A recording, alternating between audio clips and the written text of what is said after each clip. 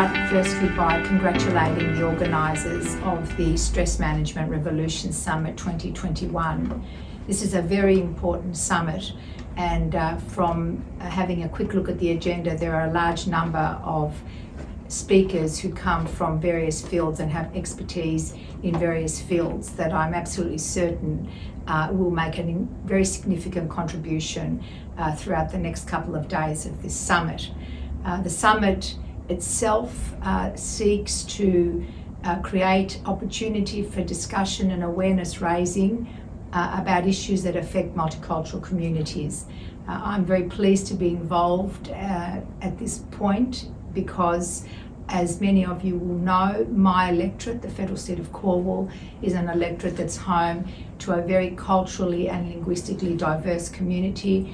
Our communities have settled in this country at different stages of our migration period, with the most recently arrived coming here as under the refugee program from Iraq and Syria. Almost all of those communities, whether they come here as migrants, skilled migrants, international students, or as refugees, all of them face similar issues when they come to live in a country where there's lots of cultural and linguistic diversity. In Cornwall itself, we are also home to a large number of migrants from the subcontinent, and in particular India. And I find my role in particular always focuses on how I can use my own experiences as a migrant, and also how I can use the expertise that I have developed over the years, and how I can use my role as a Member of Parliament to advocate for and to raise awareness for the challenges that are faced by many of my culturally and linguistically diverse communities. In particular, we need to take note that during this COVID pandemic, the level of stress and mental health has increased quite dramatically. I think we're all aware of that. We need to try and find a way in which we can respond to the different mental and psychological pressures that our communities face. Many of them are associated with isolation. Many of them are the result of the traditional family relationships, which are very important to the people in my community. They form the basis of interaction and recreation and just social interaction itself. When they are curbed, as they are during lockdowns, people's stress levels and mental health is heightened because they find that they are disconnected from those very important family relationships and interactions. We have to pay particular attention to the young people in our communities. I know for a fact how important mental health, the relationship between mental health and exercise and physical activity is. During lockdown, many of our young people have to find different ways of continuing to pursue their physical exercise, and also many of my young people here locally are avid participants and visitors to gymnasiums. We find that that sort of activity helps in alleviating a lot of the pressures that are associated with isolation and cause stress and accelerate or elevate mental health to a point where it becomes a crisis in the community. In addition, a lot of my elderly community are very prone to being isolated. If family can't visit, if they can't see their grandchildren, they're more likely to become depressed, or their mental health will suffer as a result of that isolation. A large number of our community here is faith-based communities, therefore interaction with their places of worship and is very important to them. It's very important to their spiritual and mental health, and trying to find a way to ensure that they are not disconnected from their faith is very, very important to their long-term health.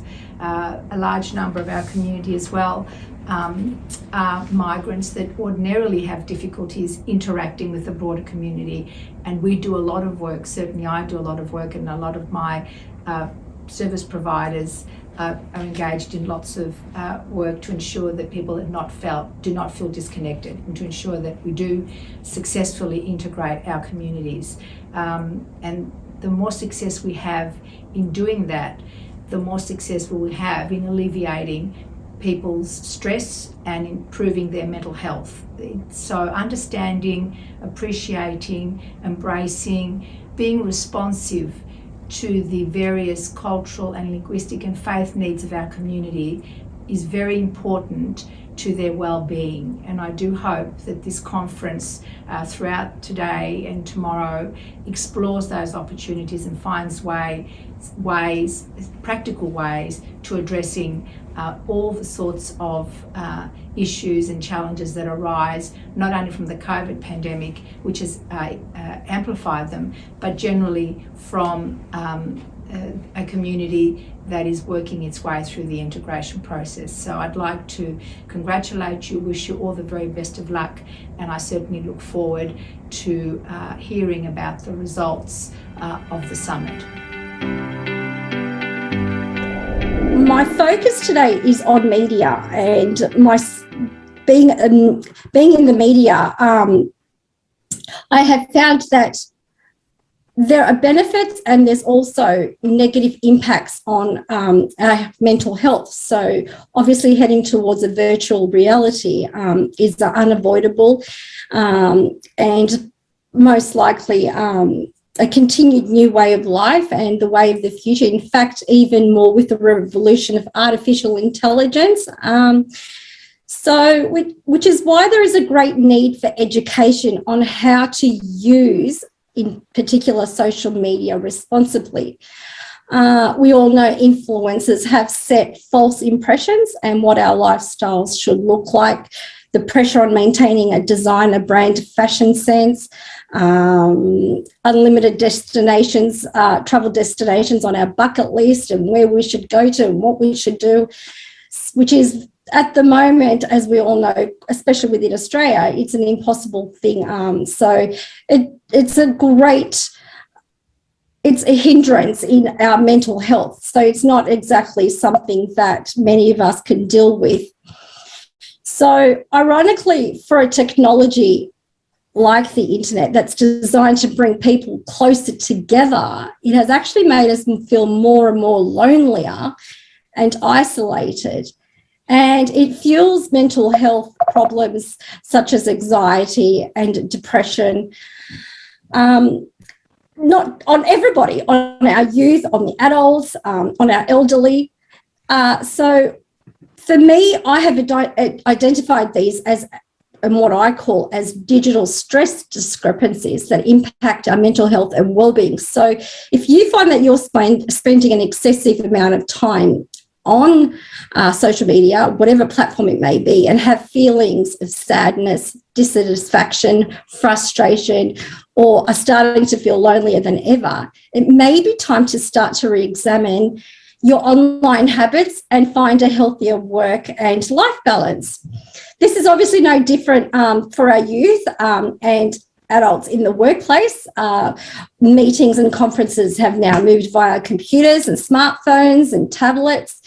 So while this makes it very convenient to keep in touch and updated, it also means that we are always accessible and on demand. So this round-the-clock hyperconnectivity trigger impulse generates control problems. So it's the constant alerts, the notifications, the need to constantly, I mean, how many of you out there are always checking your emails, the notification on Facebook, who's commented on your post, and so forth. It becomes a real addiction. So it's just, there's so many resources and educational tools that can help us change the way we operate. For me in particular, I have found that with EYS Magazine and iTeam, we have had to readjust the way we operate. So basically, if some examples that I can give you, if you need to attend a team meeting and you know that you don't need to use your laptop, use your earphones instead and go outside for a walk while you're being present at work and while you are actually listening and being connected with your team. It just helps contribute towards a balanced mentality and fuels our positive endorphins to reset for that repetitive routine. So the world has changed, and we all need to learn to readjust our sails and change with it. We need to stop being set in our mindset to what was.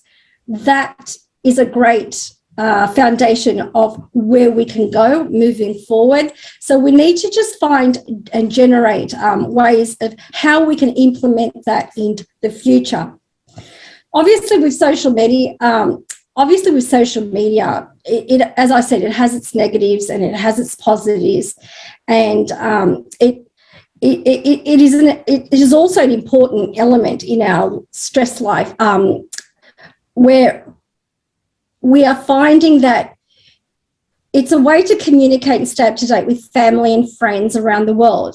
It's a way to find new friends and communities and network with other people who share similar interests or ambitions. It's also a great way to attend educational Zoom sessions like we all are today with the summit. So there's so many worthwhile causes where we could also volunteer and join causes that are close to our heart. It's a world of discovery.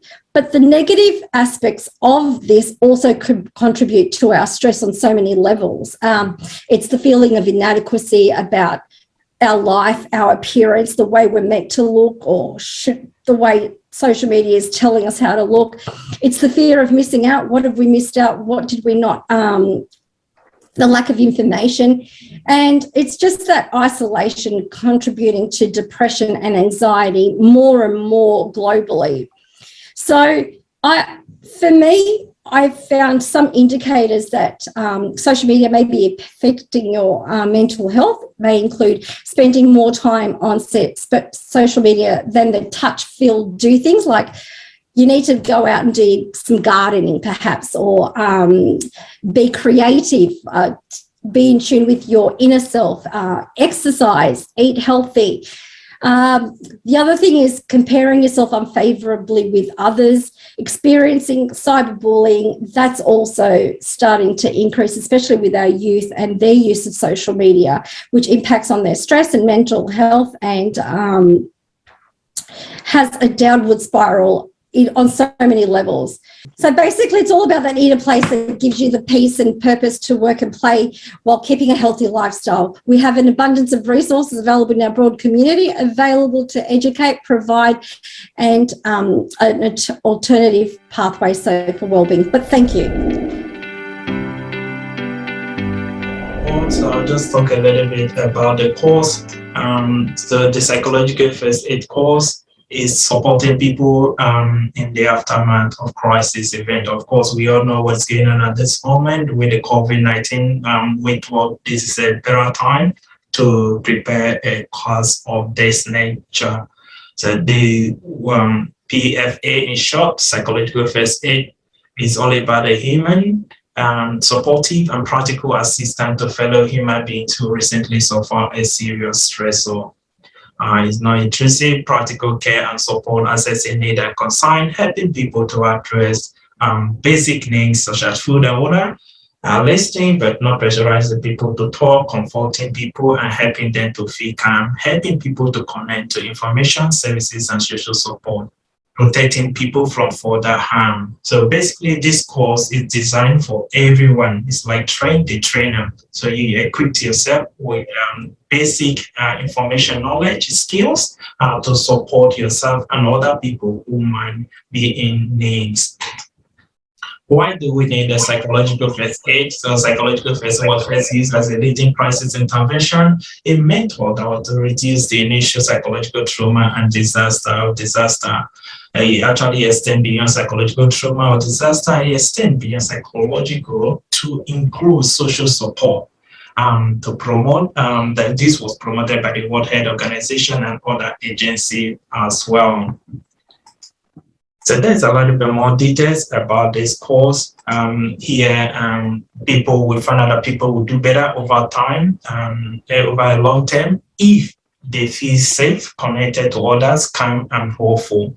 have access to social and emotional and physical support, regain a sense of control by being able to help others. From what we know, we understand that, look, society support, community support, family support is very crucial towards the recovery of people suffering from mental illness or people that are suffering from any crisis. Now, let's talk about the requirement of this course. For anyone willing to do this course, you need to have an open mind, heart willing to help, non-judgmental attitude, learning spirit, ability to apply effectively your learning, willingness to contribute to the community, passionate for making a difference. There are a little bit more details about the course. So our target group is a working class professional, middle-aged professional, entrepreneurs, and adolescents. Here we acquire customers, so just as we're doing at the pinch and looking for corporate sponsorship as well, will be digital marketing. So our key competitor at this big, I would say, big voice on the market, that they really do a great job. So we are here to kind of, compensate what they're doing. We are not here to actually compete with them. We are better because of our content strategies, impeccable delivering, committed to personal development and well-being. Just as we're doing today, this summit is conducted with a zero budget. So, and we want to thank everyone who have contributed to this. It's very important for we to acknowledge our course developer, Deshinka, for the great work that she has done. She have delivered or designed this course free for GymHub, so we're able to raise funds to support the GymHub mission. So we're really looking for your support to please help us in any way you can to provide scholarship to young people who can't afford it, so that they can subscribe to this course and access it for free. So we're also looking for like-minded individuals who will help us to develop more cars in the future. How to subscribe to this? As Katenda mentioned, please express your, send your expression of interest to Jude at gymhub.org, or just get in touch with me on the chat box. This course normally we're looking at $45, but today we'll be giving out at $25 Australian dollars. So if you can also make some recommendation or suggestion on how we can get corporate sponsorship, that would be great. So I want to use the opportunity to thank all our donors and all our supporters. We are very grateful. This is the thing that we've been looking forward to for many years, a couple of years now. And this thing that this is coming to fruition today is a great joy. I'm very grateful to everyone that have contributed to this in one way or the other.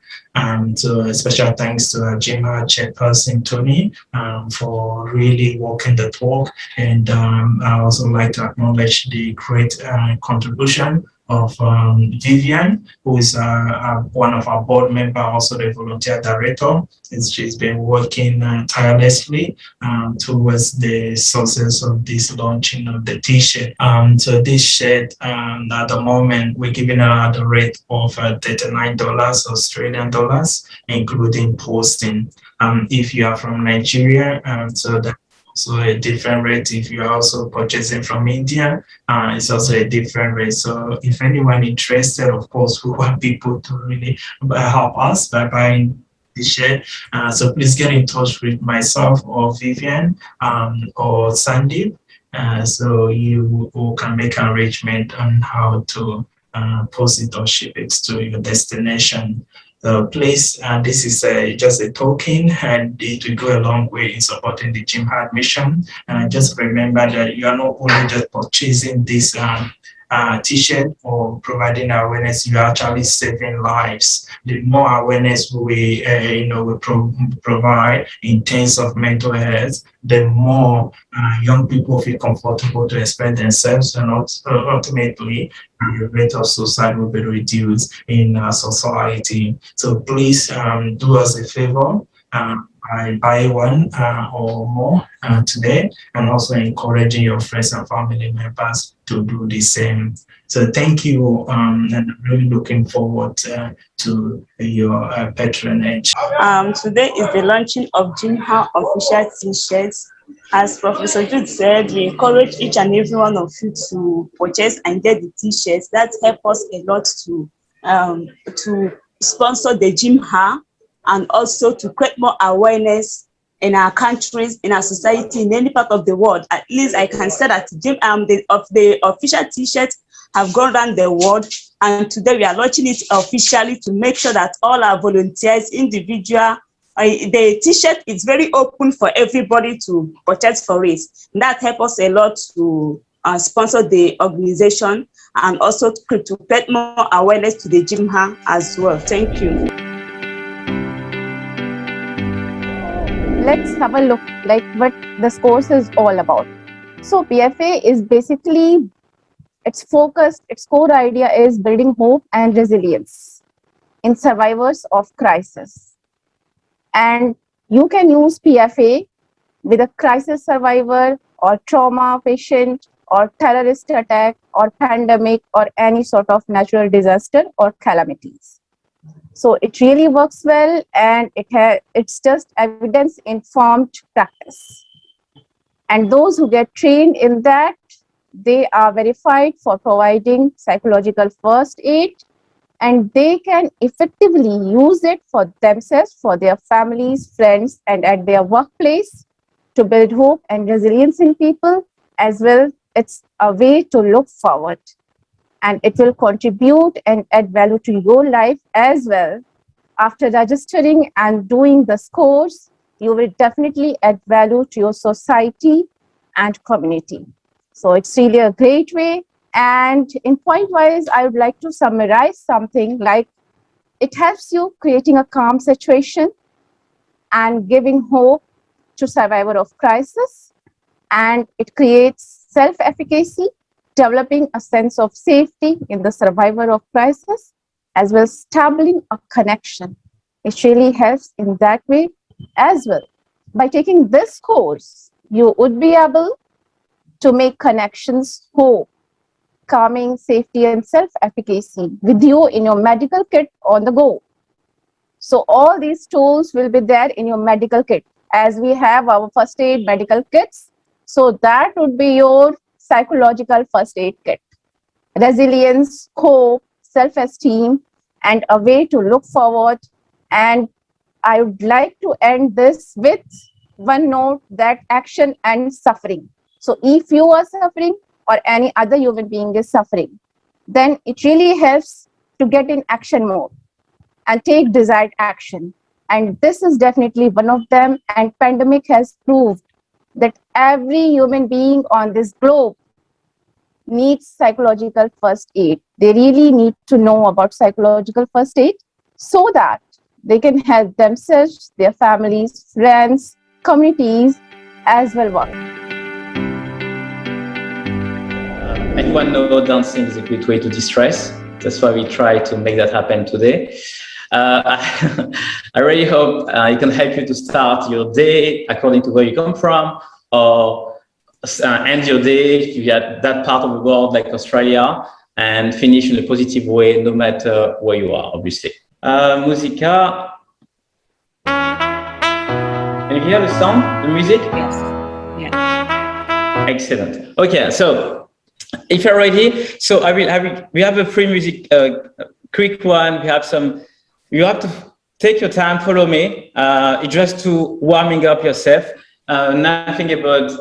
You don't have to follow exactly what I do, but just shares yourself up, and you can even put your video, cut a video off if you feel better, and just enjoy it. Okay. So just a quick one, just to let you know, also because we're talking about mental health. When I was in France, I was a corporate lawyer during the day, and I was a dance teacher during the night. And in Australia, I decided to follow my passion and be only a dance teacher. So this is my mental health. I decided to be happy, and this is what I'm doing right now. And I hope Oogie Boogie time will be good for everyone. Let's make it happen. Dance spotlight for everyone. Click one. Okay. Music. Just have to we do it together. Are you supposed to Musica. be standing? Okay, so we try to do it with. We try to do together. Okay? So, stretch head.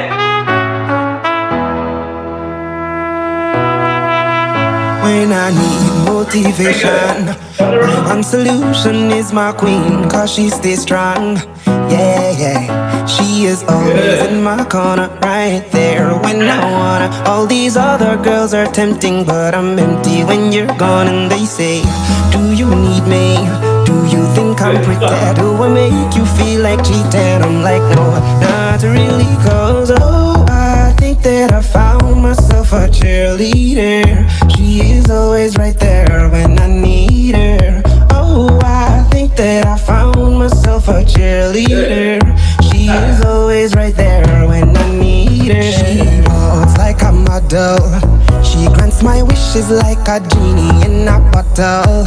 Yeah, yeah, cause I'm the wizard of love, and I got the magic wand. All these other girls are tempting, but I'm empty when you're gone. And they say, do you need me? Do you think I'm pretty? Do I make you feel like cheating? I'm like, no, not really, cause oh, I think that I found myself a cheerleader. She is always right there when I need her. Oh, I think that I found myself a cheerleader. She is always right there when I need her.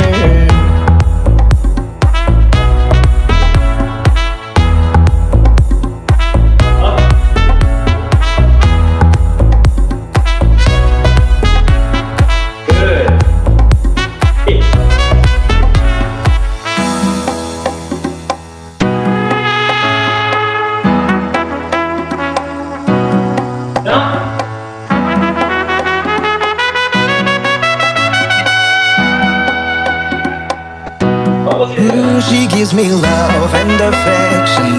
Baby, did I mention you're the only girl for me? No, I don't need a next one. Mama loves you too. She thinks I made the right selection. Now all that's left to do is just for me to put the question. Oh, I think that I found myself a cheerleader. She is always right there when I need her. Oh, I think that I found myself a cheerleader. She is always right there when I need her.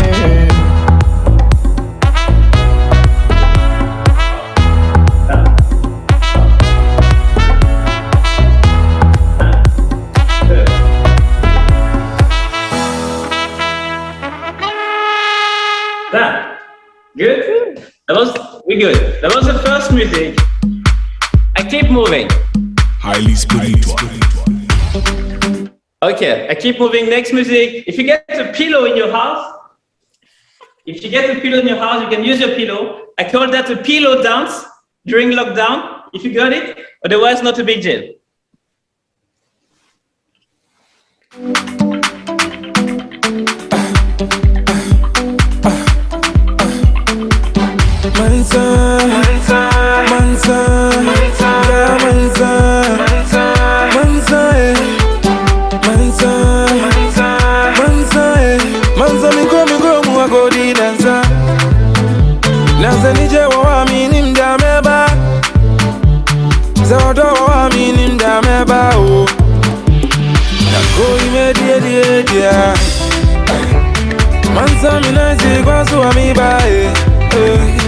Zakrona duzu akosha unika Yepezi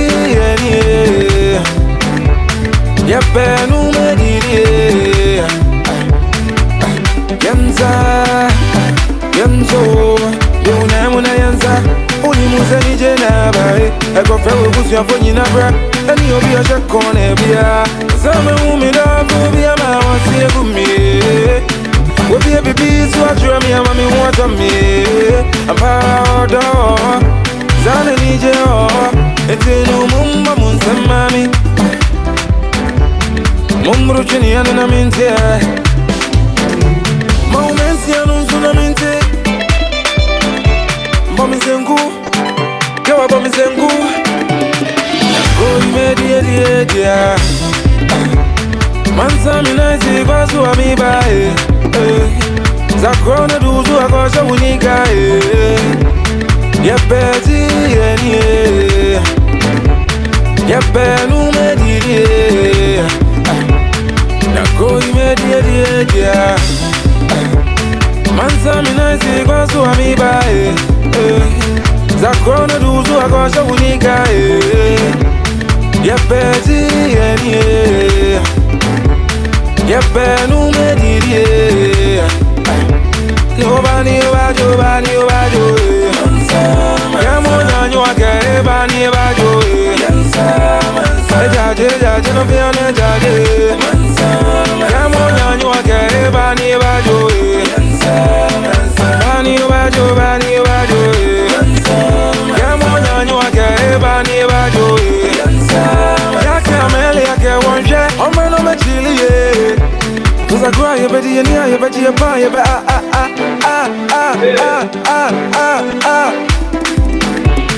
Nakoi medidie Mansa minaisi kwa suwa mibae Zakrona duzu akosha unika Yepeti yenie Yepenu medidie Nakoi medidie Mansa minaisi kwa suwa mibae Zakrona duzu akosha unika Yepeti yenie Yepenu medidie Yobani bajo bani bajo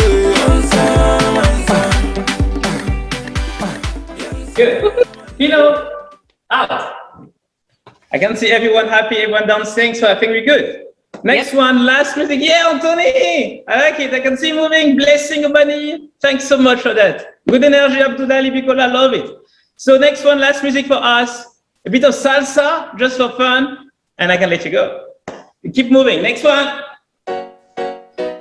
Gozando, ¿cómo? Guarachando, yo también, vacilando. Buscar.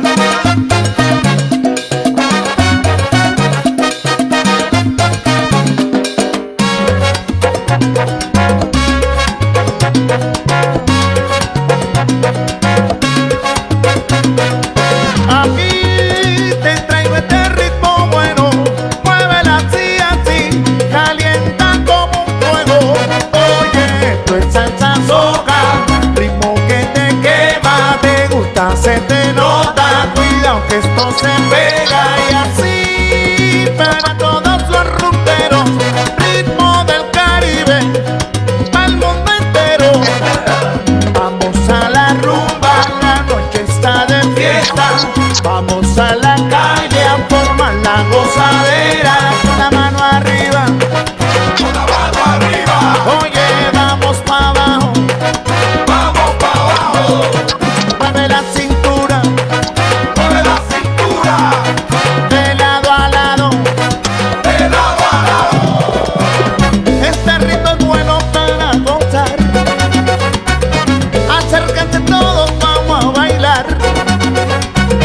Este ritmo tiene un otro tumbao. Vamos todo el mundo, vamos a rompear. Con la mano arriba, con la mano arriba. Vamos pa' abajo, vamos pa' abajo. Mueve la cintura, mueve la cintura. De lado a lado, de lado a lado. ¡Sabroso!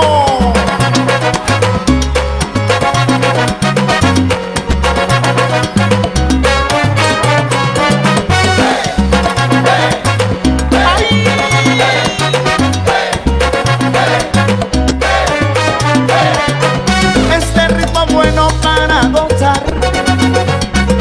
Acérquense todos, vamos a bailar. Este ritmo tiene un otro tumbao. Vamos todo el mundo, vamos a rumbear. Dame salsa soca, dame salsa soca. Oye, baila salsa soca, baila salsa soca. Dame salsa soca, dame salsa soca. Prepárense mi gente que vamos pa' la fiesta. De lado,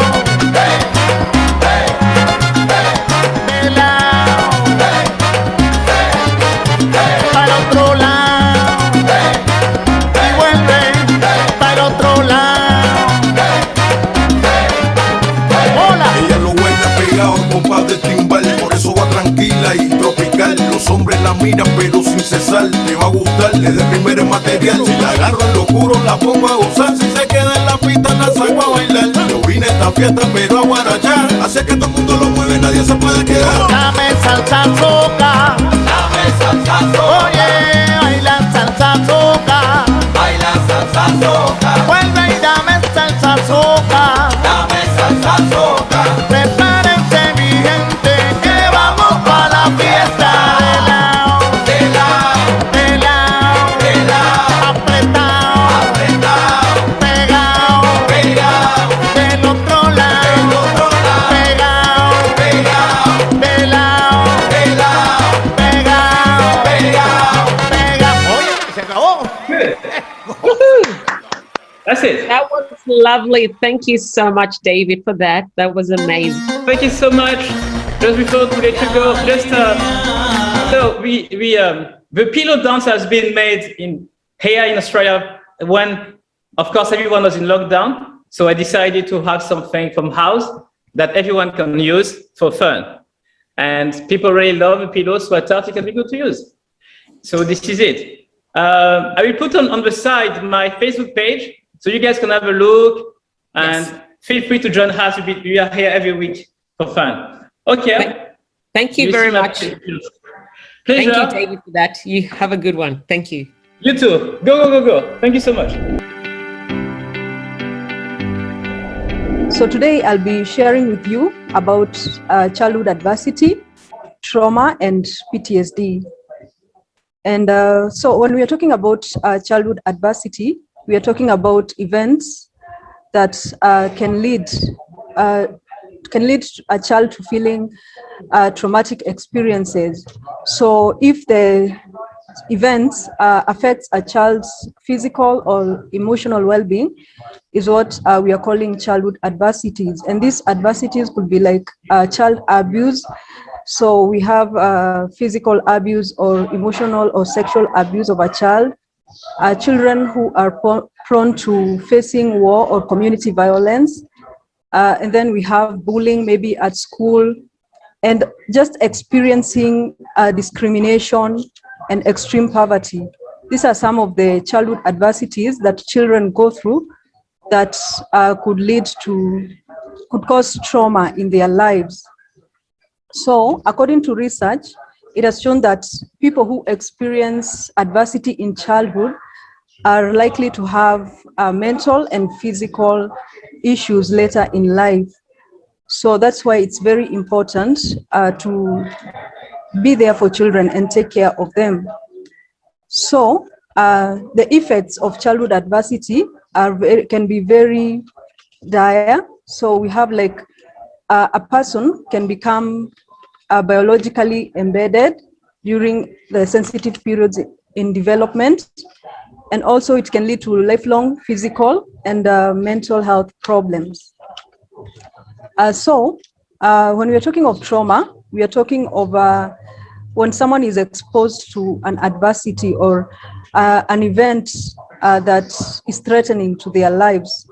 So for children, it can occur when they perceive an event as extremely frightening or harmful to them.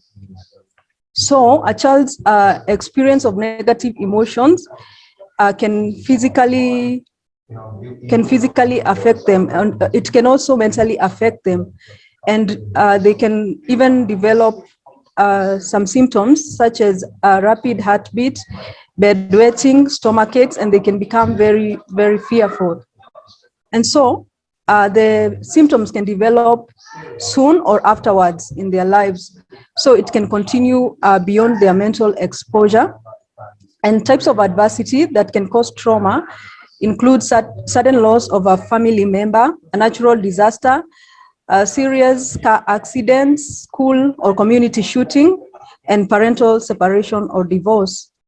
So trauma can affect each child differently, and it depends with the support system that a child has. So you realize that some children can recover quickly depending on their environment and the support system that they have, while some other children will develop PTSD. because of the risk factors that are associated with trauma. And when children develop PTSD, that is post-traumatic stress disorders, the symptoms will be like behavioral symptoms. We can have like agitation, irritability, hostility, hypervigilance, self-destructive behaviors, and social isolation. Then psychological symptoms will include flashbacks, fear, severe anxiety, and mistrust. And then the mood will have loss of interest or pleasure in activities, guilt or loneliness. Then they can also experience insomnia or nightmares and emotional detachment or intrusive thoughts. So they'll keep on thinking about the traumatic event that has happened to them. And also, toxic stress can occur when a child experiences adversity that is extreme or long-lasting. So when trauma is repeated in a child's life, for example, let's say like domestic violence, this child will experience toxic stress, and this stress will overactivate the child's stress response. So they will have a heightened stress response, and that is what we are calling toxic stress. And so a child's response to adversity becomes toxic and leads to serious health and mental health problems in adulthood. So you realize that when a child has faced adverse experiences in their childhood, when they grow up, they are likely to have mental or physical problems. Yeah, so in my conclusion, I would say that when we increase public awareness and understanding that childhood adversity can cause trauma and toxic stress, it has a long-lasting impact on children's physical and mental health. So when the public is aware of this, it's very important because it is an opportunity to turn this awareness into action. So we can be able to implement trauma-informed care for children and also for adults who are experiencing PTSD as a result of childhood adversity.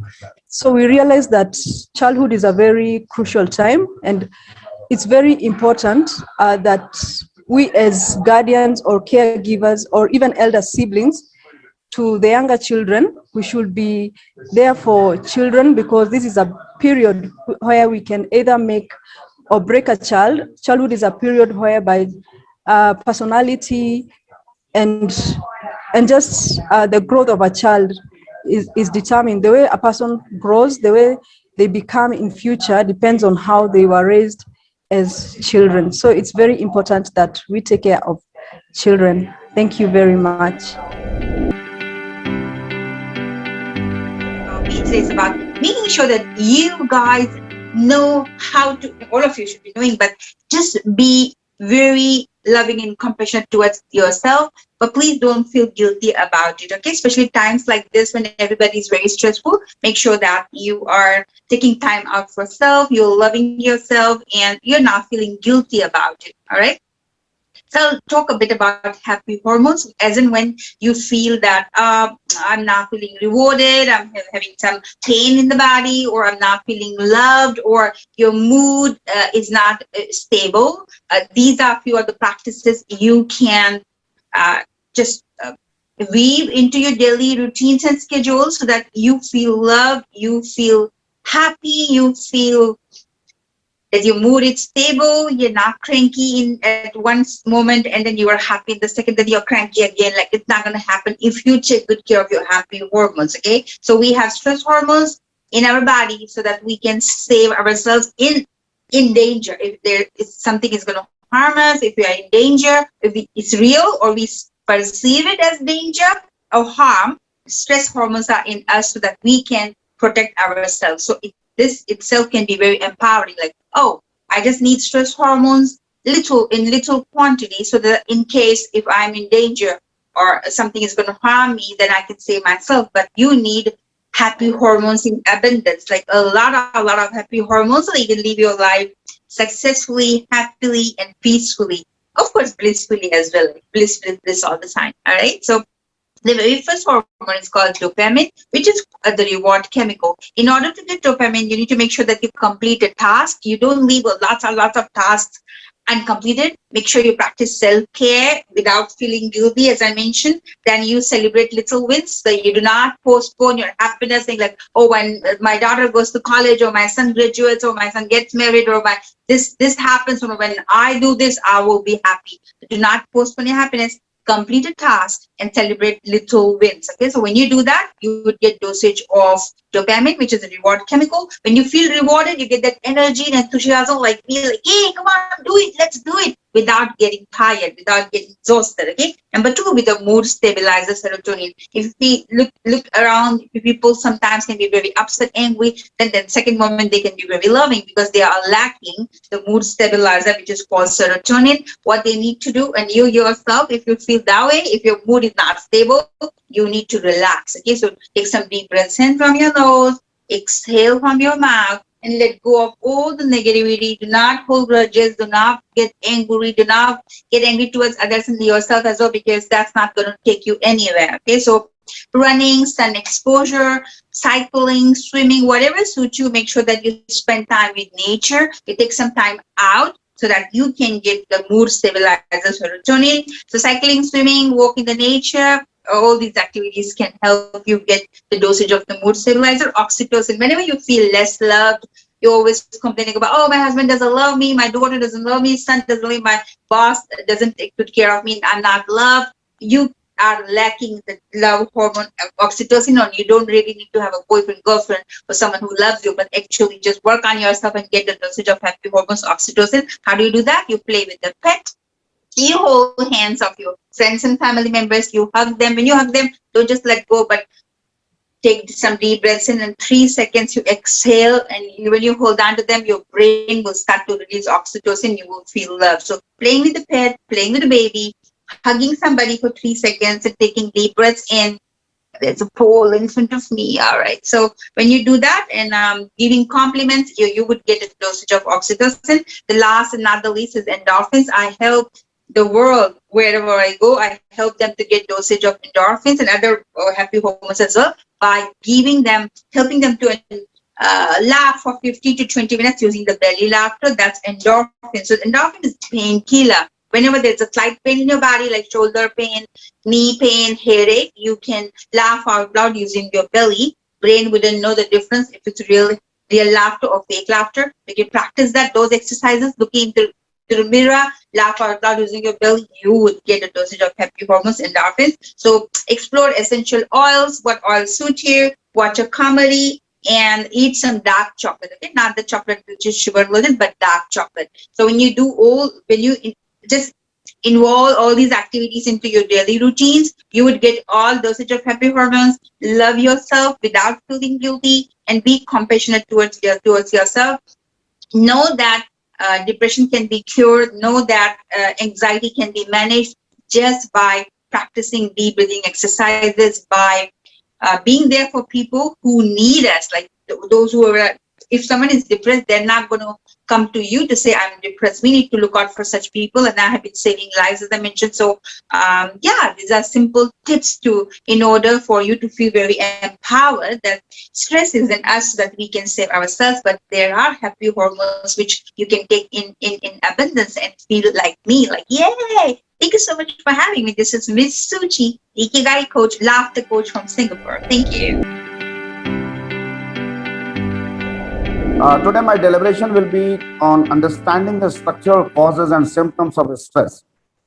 See, this is a very pertinent topic since the entire world is suffering from COVID in last 1.5 years.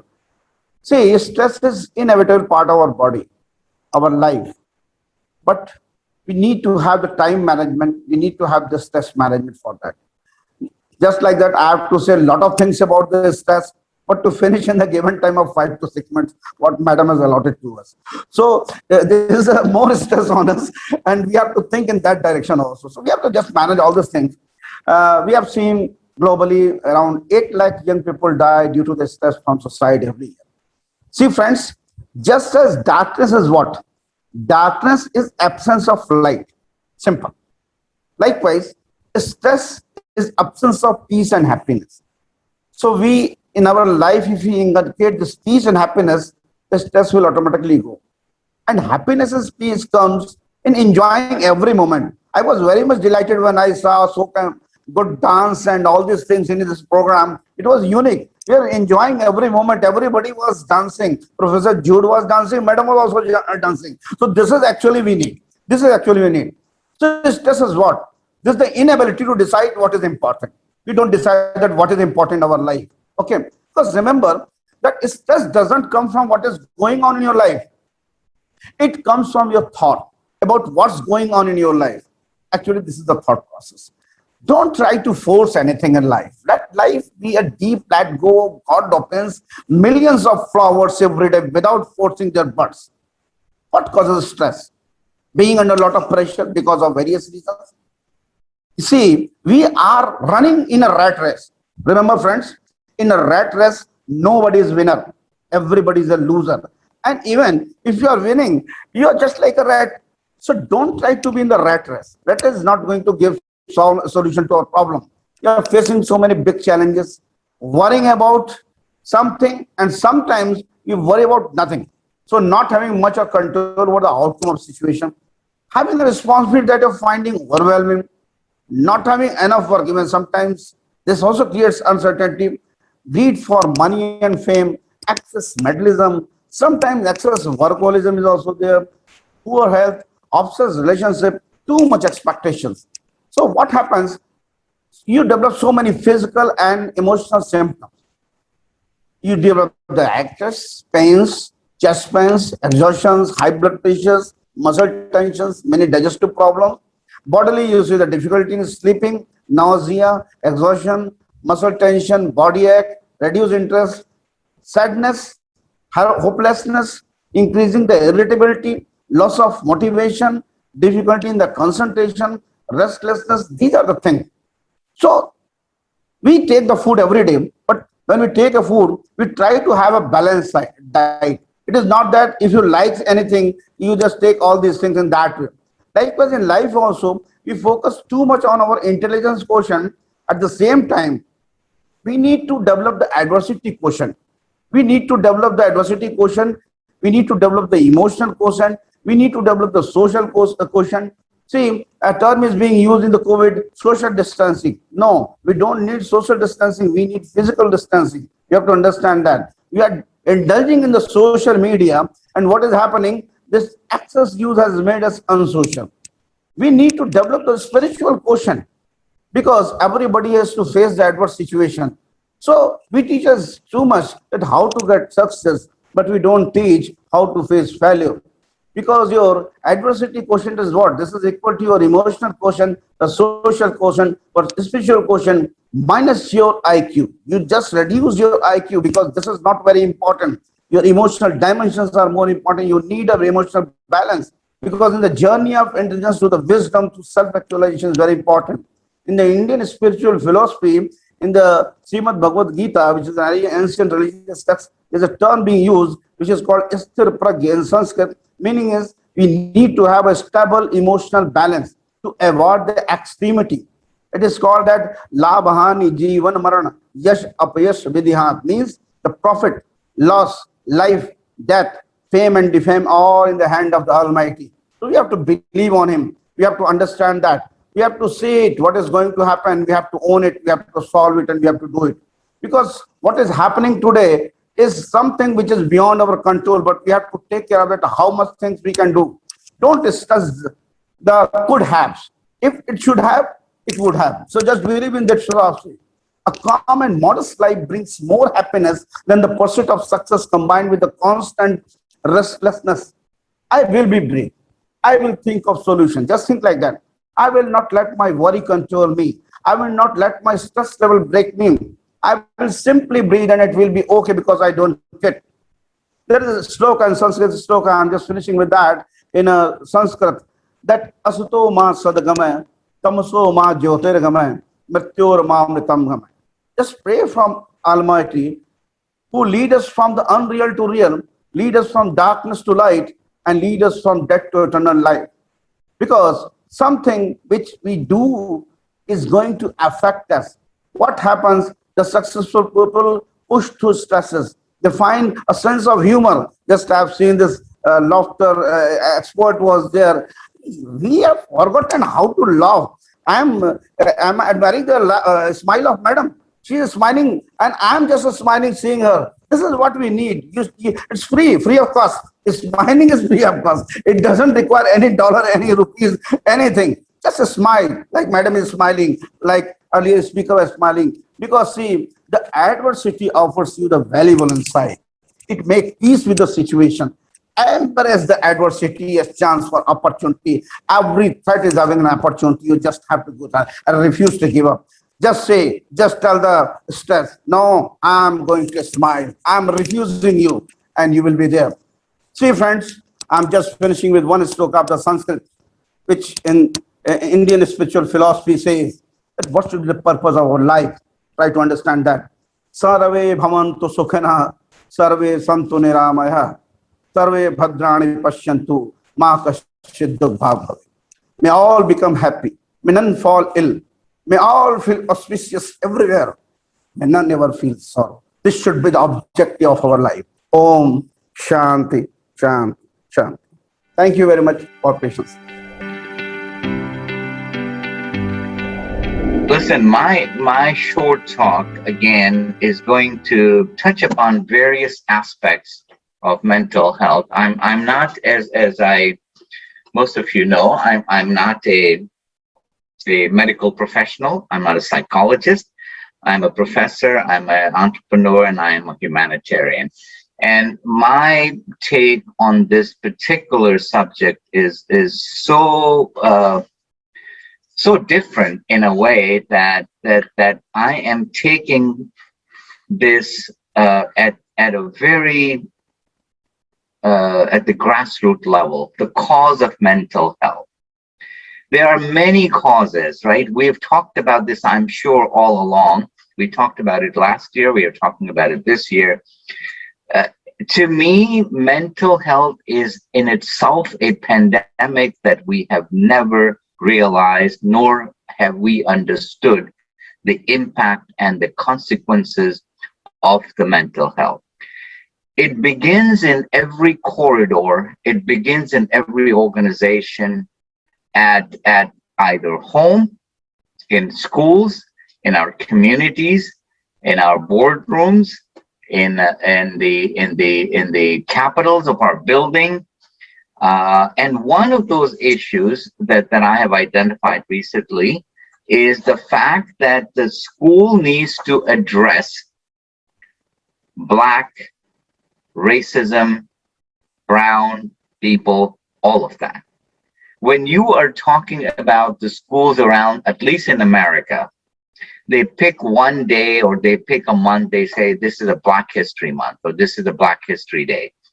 Those are just window dressing. Honestly, they don't address the real issue. So what we need to do is restoring Black history into business school curriculum. It's one key step towards embracing and enhancing the entrepreneurial knowledge, the self-efficacy, and motivation of the Black students, as they can then recognize, because recognize business figures, why not only they look like him, but who also faces similar challenges.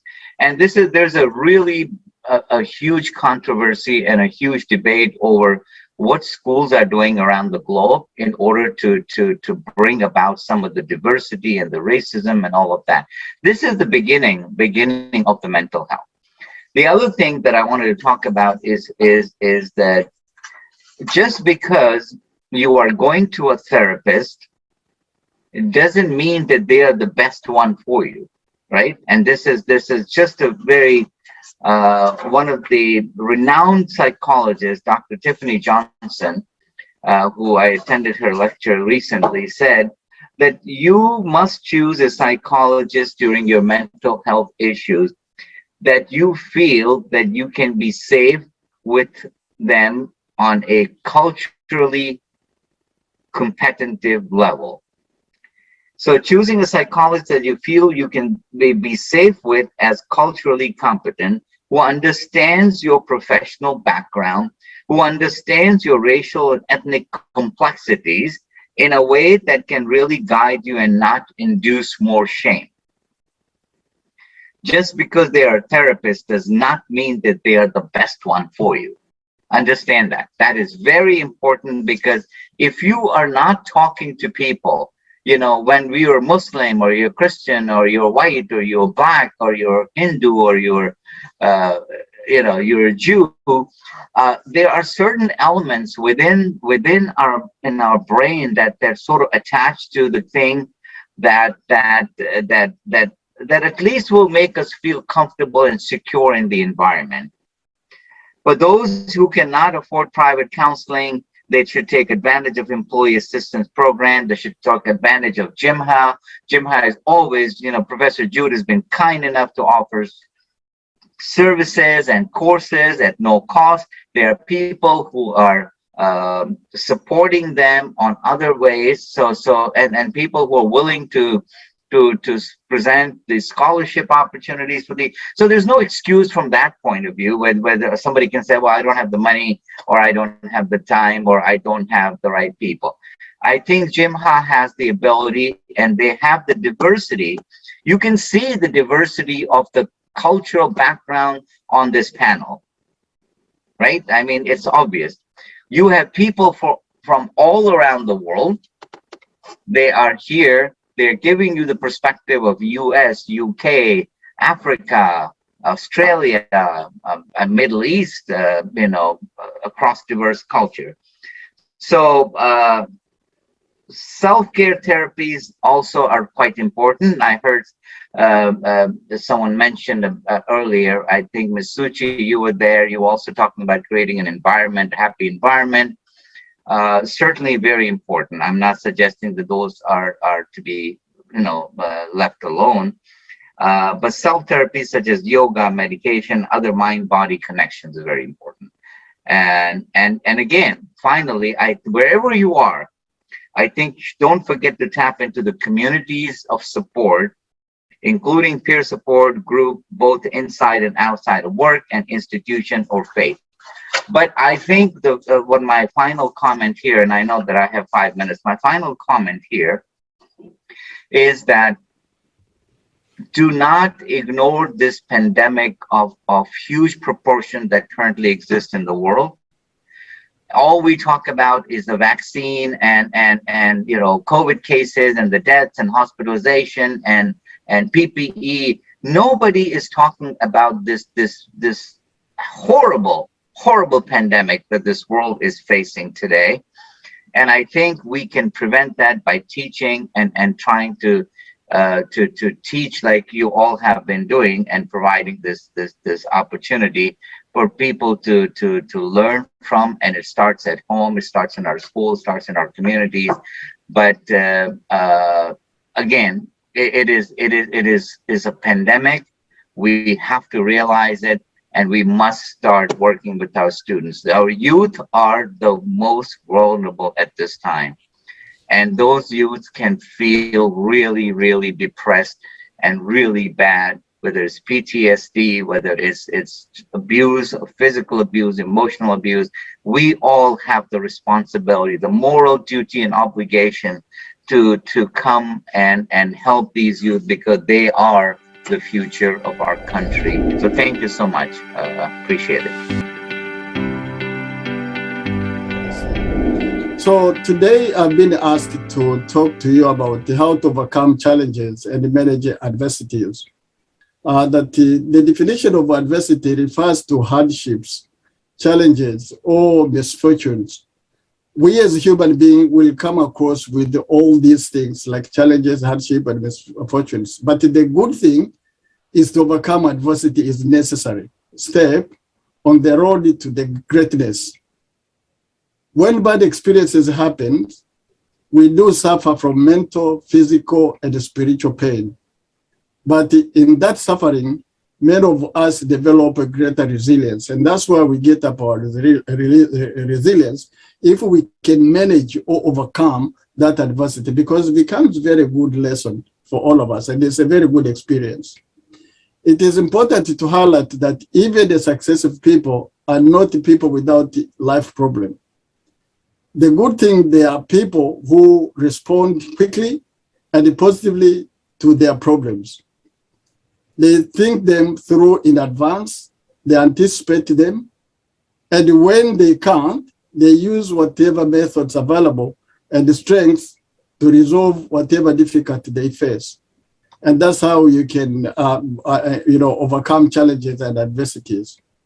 One thing they do well is they define the problem clearly.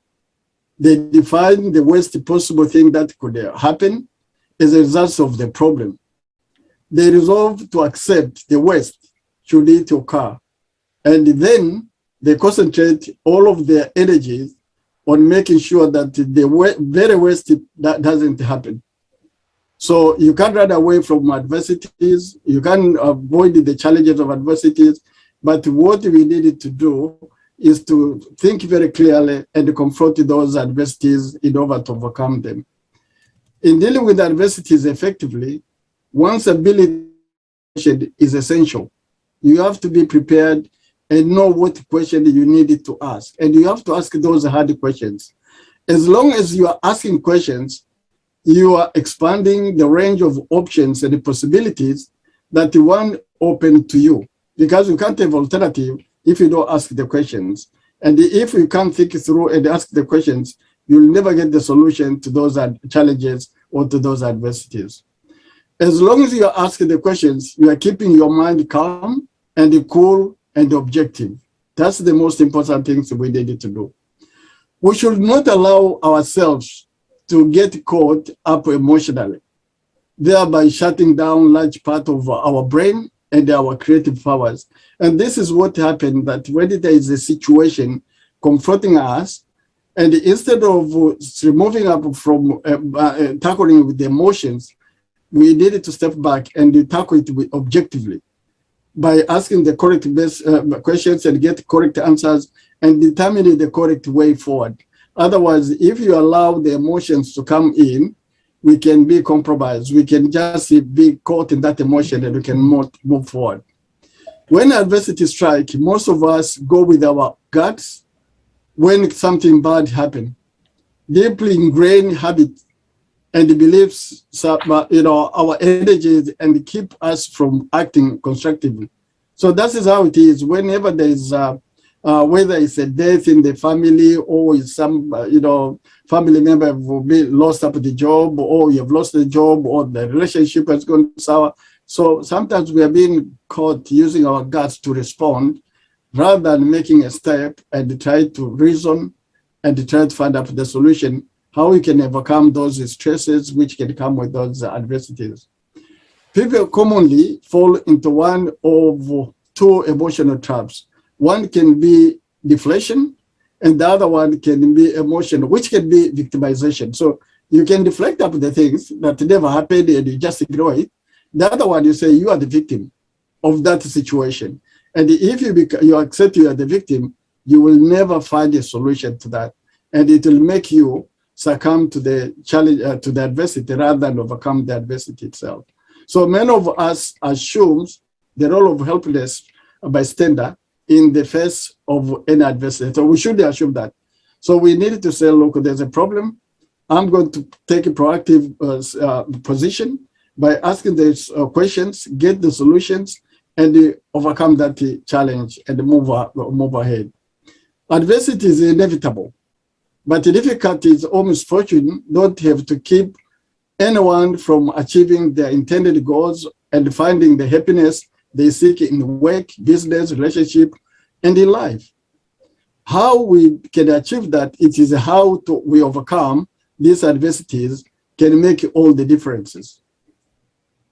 Every challenge successfully conquered serves to strengthen not only our will, but our confidence and therefore our ability to confront the future obstacles. So the next time we find ourselves standing in front of a huge mountain that feels impossible to climb, whether it involves our work, our partners, family, or business, we must find a way forward to overcome the present adversity. I know it is not easy, but there are some possible solutions, help, which is available. It has been there for so many years. So knowing that there's adversities and there's challenges, so I was going to share with you how to overcome adversities in a simple step. This step, it's not me who created them, but this step has been there by others who knew that if somebody applied them properly, they can help to move people out, get people out of the adversities and put them back on the road and conquer the life as they used to do before. One of the rules in dealing with adversities in life is that we are only as free as our well-developed alternatives. If you have not developed an option or an alternative, you will become anxious and even panic when we are threatened with a sudden loss or reversal in any particular area of our life. That's the truth, that we need to be able to develop alternatives and overcome that situation we're facing. We can avoid tragedy on that scale by following a 4-step method for dealing with any adversities. And this example is the one which was given by Dale Carnegie. This was about 50 years ago. And I look up that one and say, still applicable today. And when you look, there are so many simple steps, but they are most powerful mental tools that anyone can use when confronted with the problem or worries of any kind. I'll go, there are 4 steps, but I won't go them into details. But if we have Q&A, we can go into detail on them. But step number 1 is to define the problem clearly.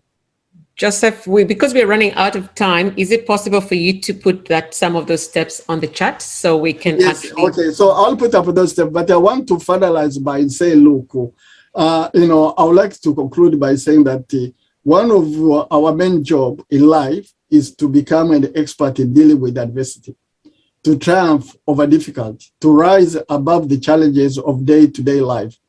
We should keep our thoughts on where we are going, not where we have been. Keep our eyes on our goals and keep our chin tilted upward towards the sunshine.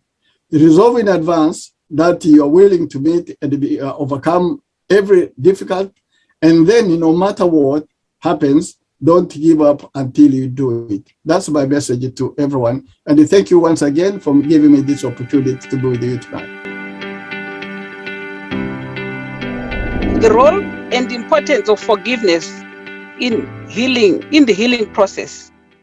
So maybe I'll start by saying forgiveness is a conscious, deliberate decision to release feelings of resentment or vengeance towards a person or a group who has actually harmed you. And this is regardless of whether they actually deserve your forgiveness or not. So forgiveness that does not mean forgetting, nor does it mean condoning or excusing offenses. Forgiveness lets go of feelings such as blame, guilt, and shame, the judgment of another. And this actually includes oneself, because at times you can actually blame yourself. And there are various degrees of which this can actually be experienced, and all of them are valid. This can come in as minor, moderate, or severe, because the degrees at which you need to forgive, the causes can actually be, some of them can be related to sexual abuse, some can actually be related to being infected with HIV or even other, infection, which is very fatal. So forgiveness is a vital, spiritual, social, and emotional practice. And yet it is one of the hardest things to do. Remember, when you are forgiving, you are not forgiving a foreigner. You are forgiving someone who is very near to you. Could be a relative, a friend, a workmate, etc. And it is not easy, but your inborn capacity for forgiveness offers hope that it is actually really possible.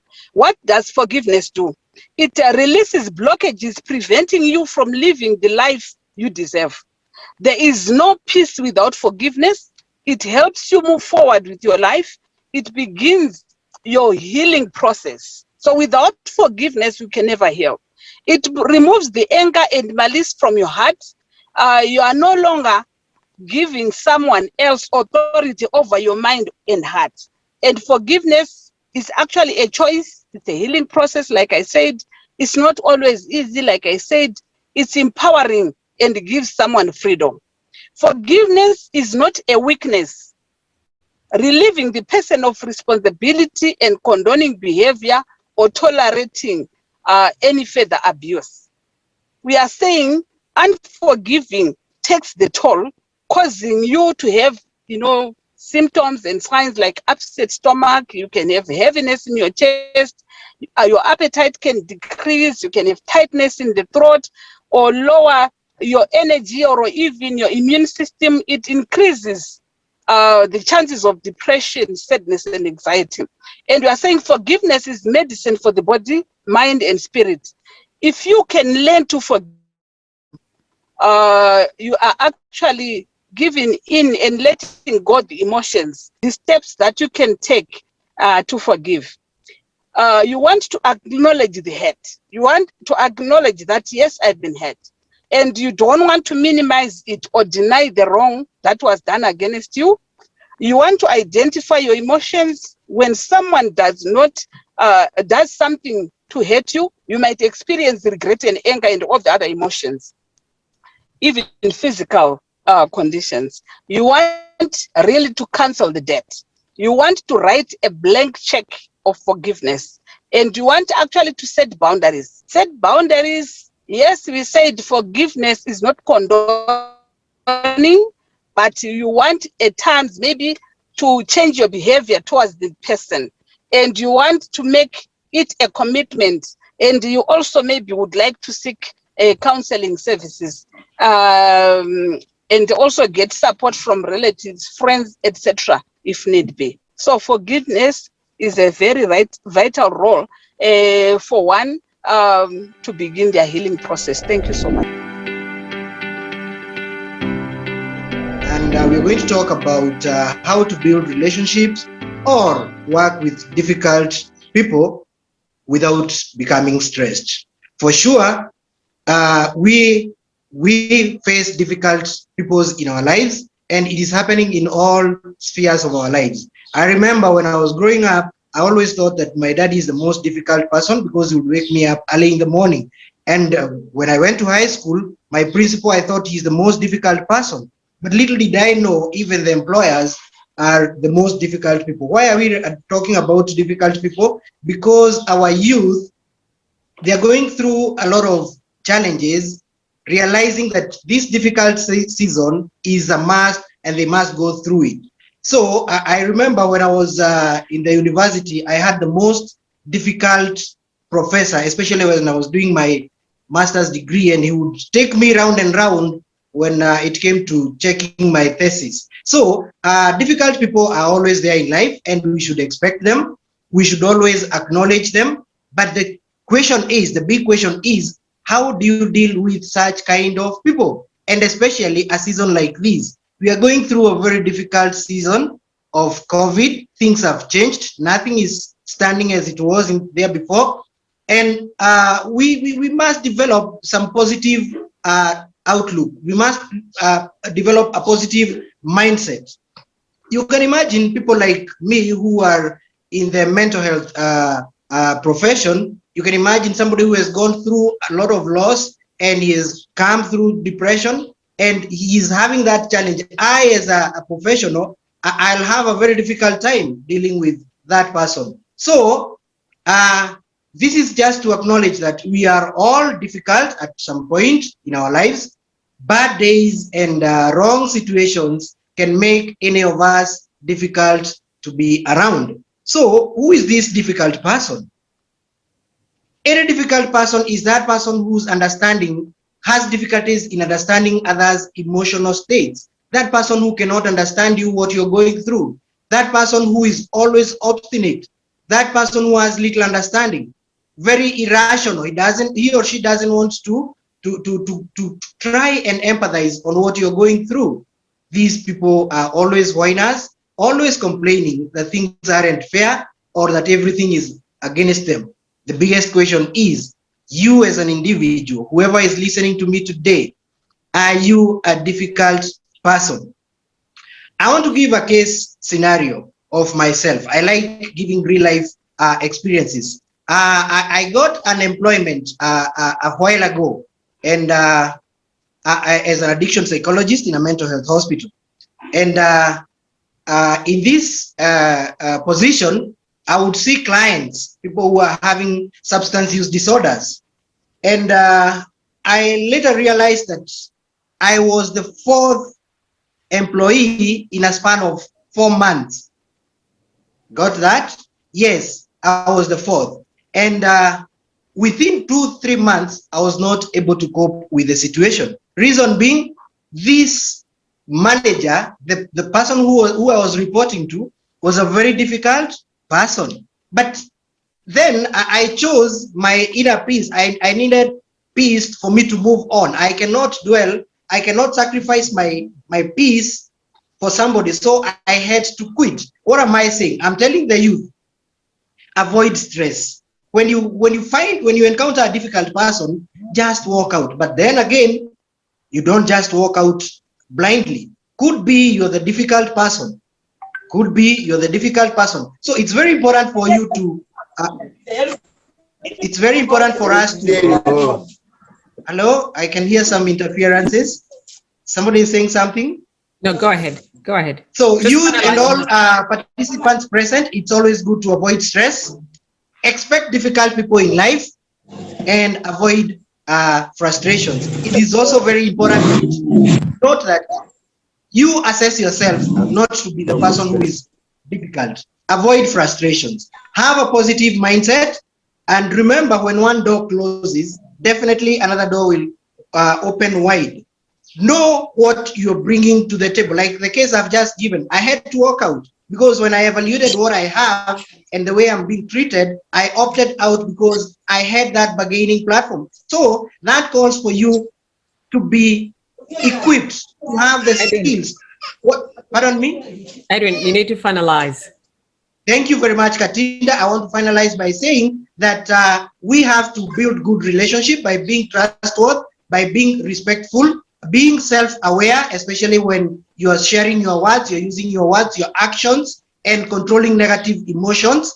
It's very good also to be to allow people to be inclusive, welcome diverse opinions, factor other people's insight and perspective, and open communication. All good relationships depend on honest communication, whether it's virtual, physical, or even the body language. The more you communicate effectively, the more you'll become easy to handle and you'll not be a difficult person. To all present, let us stop being difficult to our youth. Let us support them in all ways that we can. And we are going to build them and we are going to have a healthy nation. Thank you very much for giving me this opportunity. God bless. Thank you so much. So most of us attending today can attest to the power that comes when we choose to have a positive mindset. When we start our morning thinking that something positive is bound to happen to us within the day, we look for it, seek it out, and attract it throughout the day. As adults, sometimes the world can take away our ability to remain naturally positive. Our careers demand us to focus on other people's priorities or even industry trends rather than our own personal values. If we do not make a daily intentional commitment to looking for reasons to be grateful, it can be easy to forget how fortunate we are just to live in the day and age that we do. We're not only obligated to train ourselves to live every aspect of our lives positively, we're obligated to uplift the next generation and teach them how to also see the good over the bad in the circumstances that they're sure to come up against as they mature. As they're introduced to different personalities, we can help them understand how to assume positive intent when there are misunderstandings and how to use proactive communication skills to learn about someone else's culture and background in order to empathize with why they might behave differently than expected. We can encourage them to choose the type of music and media that they engage in wisely and support what is positive over what promotes negativity and harm. Most of all, as mentors to our youth, we can support them by being sounding boards to whatever they have on their minds. We can be there to simply listen and encourage little minds. And with little minds, they can have big thoughts. And those can be the key to unlocking big dreams. So much of the current younger generation's self-esteem comes from their ability to maintain their personal and social identity, not only while they're at home and at school, but over the past 10 years, an evolution has forced them to grow an online identity, which to many is even more valuable than what can be offered within their home. These social platforms can both connect our youth to the world, and it can cause a sense of stress at the same time. We all know that, right? It can open them up to global kinship and expose them to unimaginable harm, such as cyberbullying and cybercrime. We've heard a lot about that today. It can make our youth feel empowered and connected, or isolate them and pull them into depression. One way that we can help them maintain a sense of balance is to open up a dialogue about altruism, or how one person can selflessly help others. Taking the mindset away from me and turning the conversation towards how we are all part of a larger brotherhood, and starting the conversation around how one person can make a real impact on another person's life, that can speak a beautiful life into the soul of someone at any age. It shifts the internal monologue from being about me to being about we, which can cause a shift in perspective. Teaching children how to remain positive during difficult and uncertain times focuses their attention and promotes resiliency early in life. The ability to remain resilient to long-term changes, such as the pandemic that we're all continuing to transition through, is an extremely important skill set for us to foster and develop within the generations who follow us. Emotional intelligence, which is the ability to control one's own emotions and understand others' emotions, is also developed through community. It's the immediate family and the traditional education as well. It's our responsibility to initiate a call of action around this as a topic of focus. So we are called to raise the next generation and foster these, and I'm calling on you guys to do the same. We need to inspire these to choose gratitude no matter what the circumstances are that they're up against, how long these challenges are to perceive, and where they live. I want to leave you guys now with one final thought since we're short on time. What are you doing to maintain your own positive mindset daily, and how are you promoting it around you? Are you waking up each morning with an attitude of gratitude and encouraging others to have the same? I hope you'll reflect on this small thought for a moment if you can. Just know this one thing. You are doing a great job. The mere fact that you chose to spend your weekend here with us, prioritizing strength and prosperity, you are a world changer. You're doing great things. Your life matters. Now it's your job to ensure that others know this information too. Thank you, everyone. I appreciate your time.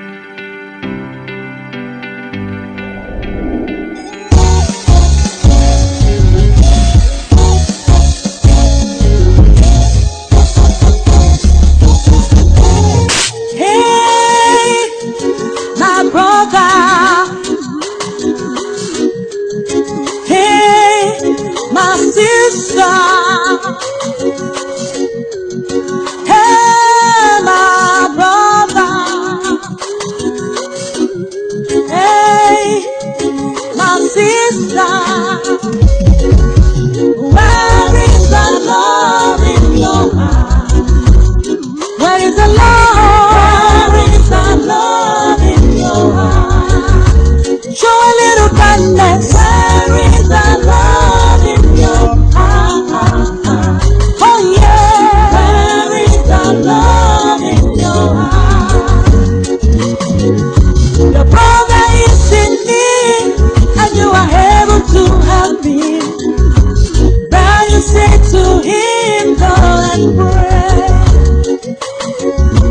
Your sister is in need, and you are able to help her. But you say to her, go and pray. Where is the love? Where is the love in your heart? Show a little kindness. Where is the love in your heart? Show your love. Where is the love in your heart? Oh, where is the love in your heart? Your brother is in need, and you are able to help him. But you said to him, go and pray. Your sister is in need, and you are able to help her. But you said to her, go and pray. Where is the love? Where is the love? Where is the love in your heart? I say give a little love. Where is the love in your heart? Oh, where is the love in your heart? Oh, hey, hey, hey, hey. Many are hungry and they need a little love. Many are naked and they need a little love. Many are very sick, they need a little love. Need a little love. Show a little love to someone there. Many are hungry and they need a little love. They need your love. Many are naked, they need a little love. Many are sick, they need a little love. A little love. Show a little love to someone. Someone needs a little love. Show a little love. Someone needs your love. Someone needs the love to survive around. Hey, someone needs your love. Oh yeah, yeah, yeah, yeah. Someone needs your love. Show a little kindness. Show a little love.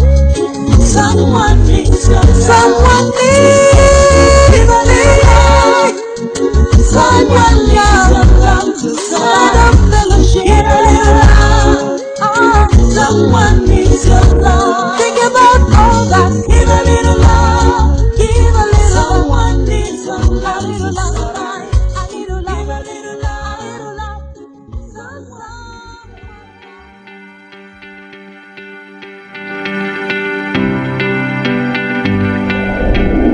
Hi, I'm Rosaldi, and I'm thrilled to be here and have the opportunity of sharing my message with you. Now, you might be thinking, who is this lady? Well, I'm not a psychotherapist, I'm not a coach, and I'm not a medical doctor. But I'm someone who went through a burnout, who suffered of depression, anxiety, and PTSD, and experienced the stigma associated to mental health from someone very close to me, my mom, who at the start of my journey advised me not to talk about my condition. Long story short, I heard her, but decided to do exactly the contrary, because there should be no shame, no fault, no guilt if you're affected by mental health. And besides, it could happen to anybody at any time. So with the idea of talking about overcoming life challenges and mental health issues, I started a podcast back in May, and in less than 3 months, I've been in conversation with well over 40 extraordinary people who share their life stories and lessons learned with me. So in the next few minutes, I'd like to summarize 3 of these lessons. First of all, we are talking about stress. Now, let's face it, a bit of stress in life is okay, but when it affects every day of our life, we need to release it to avoid escalating. Simple acts like deep breathing or tapping on specific points of the body, like for example, the collarbone, can help us to feel better, at least for a little while. So, lesson number 1. Stress is the manifestation of a misalignment between our highest values and what the external world expects us to do. Grounding technique like meditation and journaling, when done daily, can help us understanding whether or not we are living a life on purpose. Lesson number 2. Stress, or worse, mental health, develop when the right external factors combine with the right internal conditions and create what I call the perfect storm. External factors may be major things like traumas, losses, significant breakups, problems at school or work, like for example bullying, but also apparently minor things, especially with children, words that can affect their sense of worth and create a programming inside them. And that brings me to the internal factors. What do we think of ourselves? Do we have low self-esteem? Do we lack self-love? Do we have a low sense of self-worth? Do we think of not being enough, good enough, bright enough, white enough, dark enough, striped enough? You are enough. So you might wonder why these external factors and internal conditions can create the perfect storm. I'm going to use an analogy here. Imagine a seed that is transported by the wind. This seed can fall on a rock and die, or on a fertile soil and thrive. And this is true whether the seed produces a beautiful plant or just weed. Now, I don't know you, but in my garden, I only want to grow beautiful plants. Now, imagine that the seed is the external factor I was talking about. The wind is life, and we are the ground. Depending on the nature of that seed, we must decide whether we want to behave like a rock or like fertile soil. This means knowing what serves us and what doesn't. Unfortunately, if we have low self-esteem, no self-love, a low sense of self-worth, we are unable to understand what serves us and what doesn't. So cultivating self-love is absolutely paramount. And I put on the side a few points for you to consider later. Lesson number 3. Whether we like it or not, life happens. So it's paramount to become resilient. In difficult conditions, there are 3 ways people normally behave. Some may look tough, but during challenges, they literally melt down. These are the people that go through life behaving like victims. You can recognize them because they ask these empowering questions. Why is this happening to me? The second type of people is represented by those who are toughened by challenges. These are the survivors. Now, being a survivor is better than being a victim, but it's still a struggle. The third and final type of people is made by those who manage to understand what is happening around them and embrace it. These are the people that grow to a higher level in life after going through a challenge. These are the thrivers. And you recognize them because they ask empowering questions. What can I do in this situation to move forward? Now, you may wonder, yes, this is all good, but how can I become more resilient? Well, we must understand that our entire life has been designed and lived to equip us to do the very next thing. And as such, challenges are nothing more than blessings in disguise. Well, I hope that you find these messages useful. I wish all of you the very best in this summit and in life. Take care.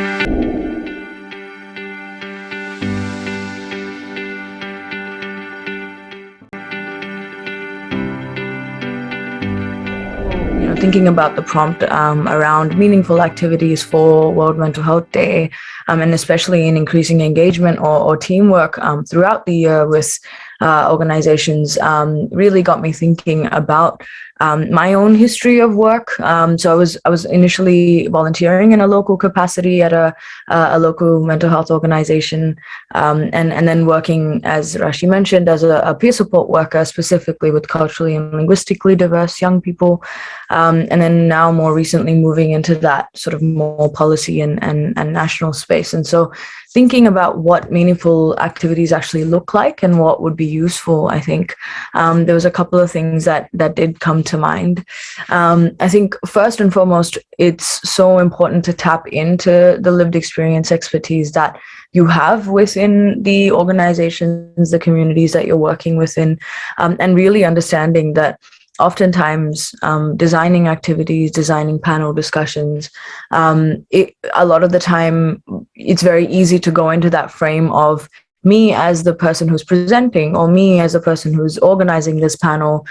What is it that I want, rather than the young person, the community member, the family member who's going to be listening to that panel, what it is that they need and they kind of seek in those particular circumstances. So one of the most effective ways that I've found that you can really almost supercharge the way in which you organize activities for times like World Mental Health Day is to really be very specific and intentional about how you engage that lived experience expertise.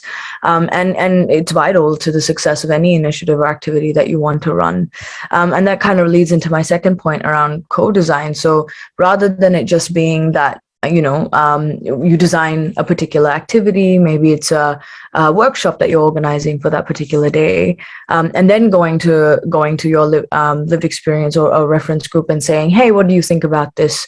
Really thinking intentionally about how do you involve those people throughout the process and from the beginning. How do you get the people that you are wanting to tailor this information or these activities to, how do you get them involved and in that journey from the beginning, so that whatever you build together, whatever you make together is going to be relevant, is going to be useful, and something that really resonates personally with people.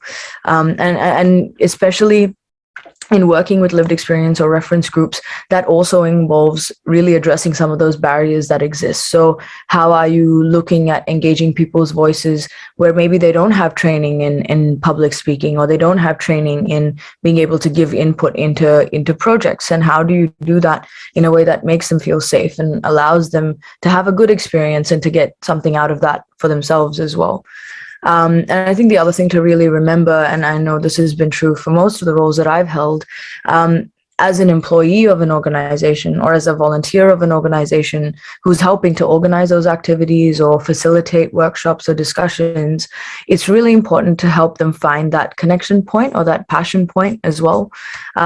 This work, and as so many of our beautiful speakers have already spoken to today, a lot of this work, and especially in the current COVID situation where, clinicians, practitioners, mental health workers are being as affected by what's happening in the COVID world as are consumers and young people, it's really important to think about what is it that connects their passion, their experience, their want to do something good in the world to the activity that they're putting on, and how do you really tap into people's expertise in that way, rather than just getting them to organize or demonstrate or put something together that they don't really resonate with. Because as soon as you bring employees, volunteers on board, and you're able to hold their experiences in a way that's going to be useful, you'll be surprised at how much more easily things flow and how much more significant and important those events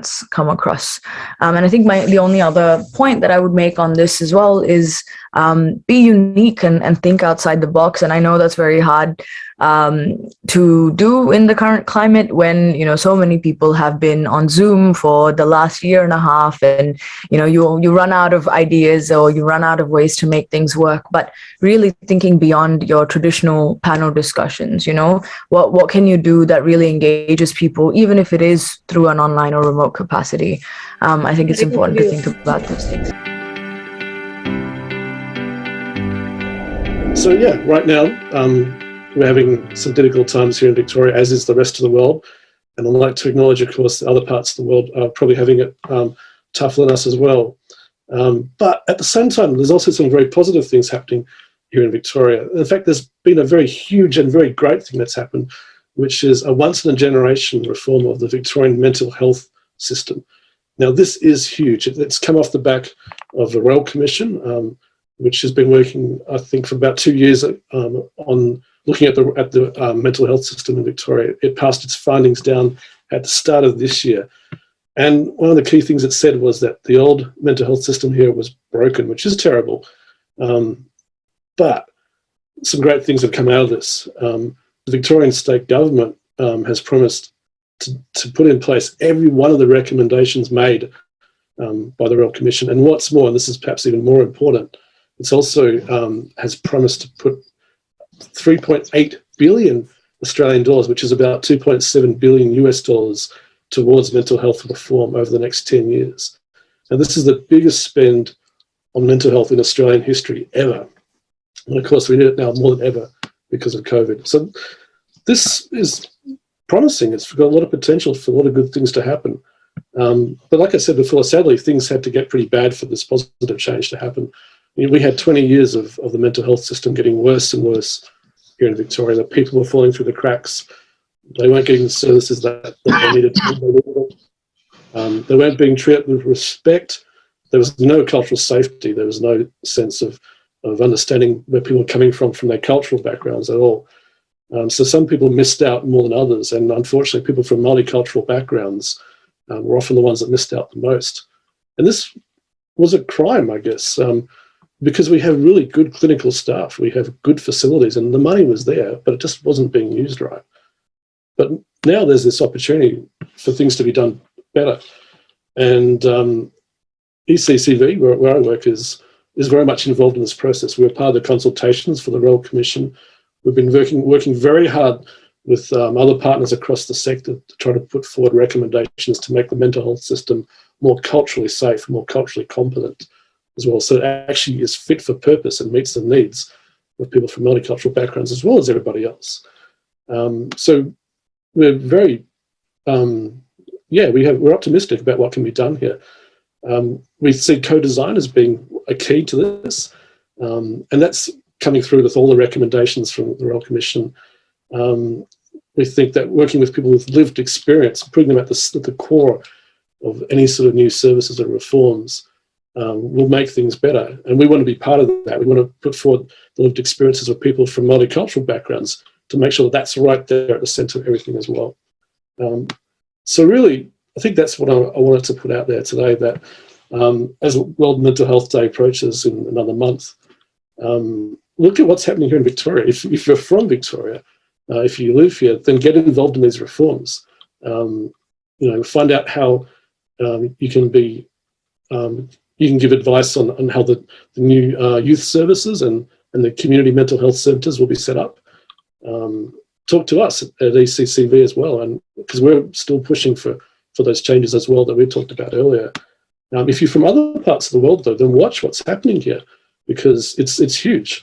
We made lots of mistakes in the past, learn from that, but see what the new things that are being put in place, the things that could actually make a really big difference to mental health for people from different cultural backgrounds. Because it's an experiment that we're doing here, and if it works out, it will make it a world of difference. I just want to give a brief message of how to keep ourselves healthy and also develop our own wellness tools that we can keep the positive going. So sometimes we want to look at the negatives first, but for me, it's all about looking at the positives. How do we keep ourselves safe? How do we keep our well-being? And it's by us discovering ourselves. Who are we? What do we consider ourselves as human beings? What are the things that keeps us going? What are the key things that keeps us from ticking? So by doing that, we want to look at our positive well-being. We need to look at by starting from the ground. I call it starting from the Maslow hierarchy of needs. Of course, we need fresh air. We need some food. We need housing. We need finances. We need to include recreation. We need to include vacation. But more importantly, we need each other. As a society, we keep forgetting about who our neighbors are. When I put up a challenge here today, even during the so-called normal times, do we know our neighbors on our street? Left alone during these difficult COVID times, do we know our neighbors? How do we interact with each other? Do we go and knock on our neighbor's door just to say hello or to say, are you okay? Do you need anything? And these are the fundamentals of life that we are gradually forgetting. Of course, those of us who have come from Africa, we live a collective life. And therefore, we live in houses that you have to share a bathroom with your brothers, your sisters, your cousins, and sometimes even your strangers on the same compound. Here we are so isolated, even within our own household. We don't get the opportunity to even ask ourselves or our family members, are you okay? How do we determine our demeanor when we get into our work environment? Are you able to spot somebody who may be suffering or who, for that matter, have not been able to have any conversation with anyone? For me, during this COVID, I have been working with my clients, some of them on Zoom, some of them face-to-face. I've found a number of my clients who are even working full-time to be actually stressed more because they are watching these screens 24/7. They are working from home and they are not having any human interaction. Can you imagine? People are actually suffering for not joining the traffic or for not going to get public transport. These are the challenges that we face. I've also encouraged people to look at finding new things to work with, preparing different types of food. Sometimes they share with me their new creation of food that they've done, trying different types of hobbies or games, starting to replay the guitar, the ukulele, and other approaches such as these. So it's about us finding different ways of balancing our life, such as we had a live drumming and dancing on the screen. How do we go out and do some exercise, get some fresh air? Our health, getting some vitamin D, even for those 15 minutes or half an hour that we require. And I will be very quick and say for World Mental Health Day, in fact, the last 10 years, I've been organizing World Mental Health activities in Africa. I've been going to Ghana to organize conferences, but we're also educating and doing things in the community. So by finding even a little project that you can do with a group of people, have a breakfast with a group of people, have lunch with a group of people, have dinner with a group of people, donate to an organization, and you will find a lot of reward and joy out of that activity.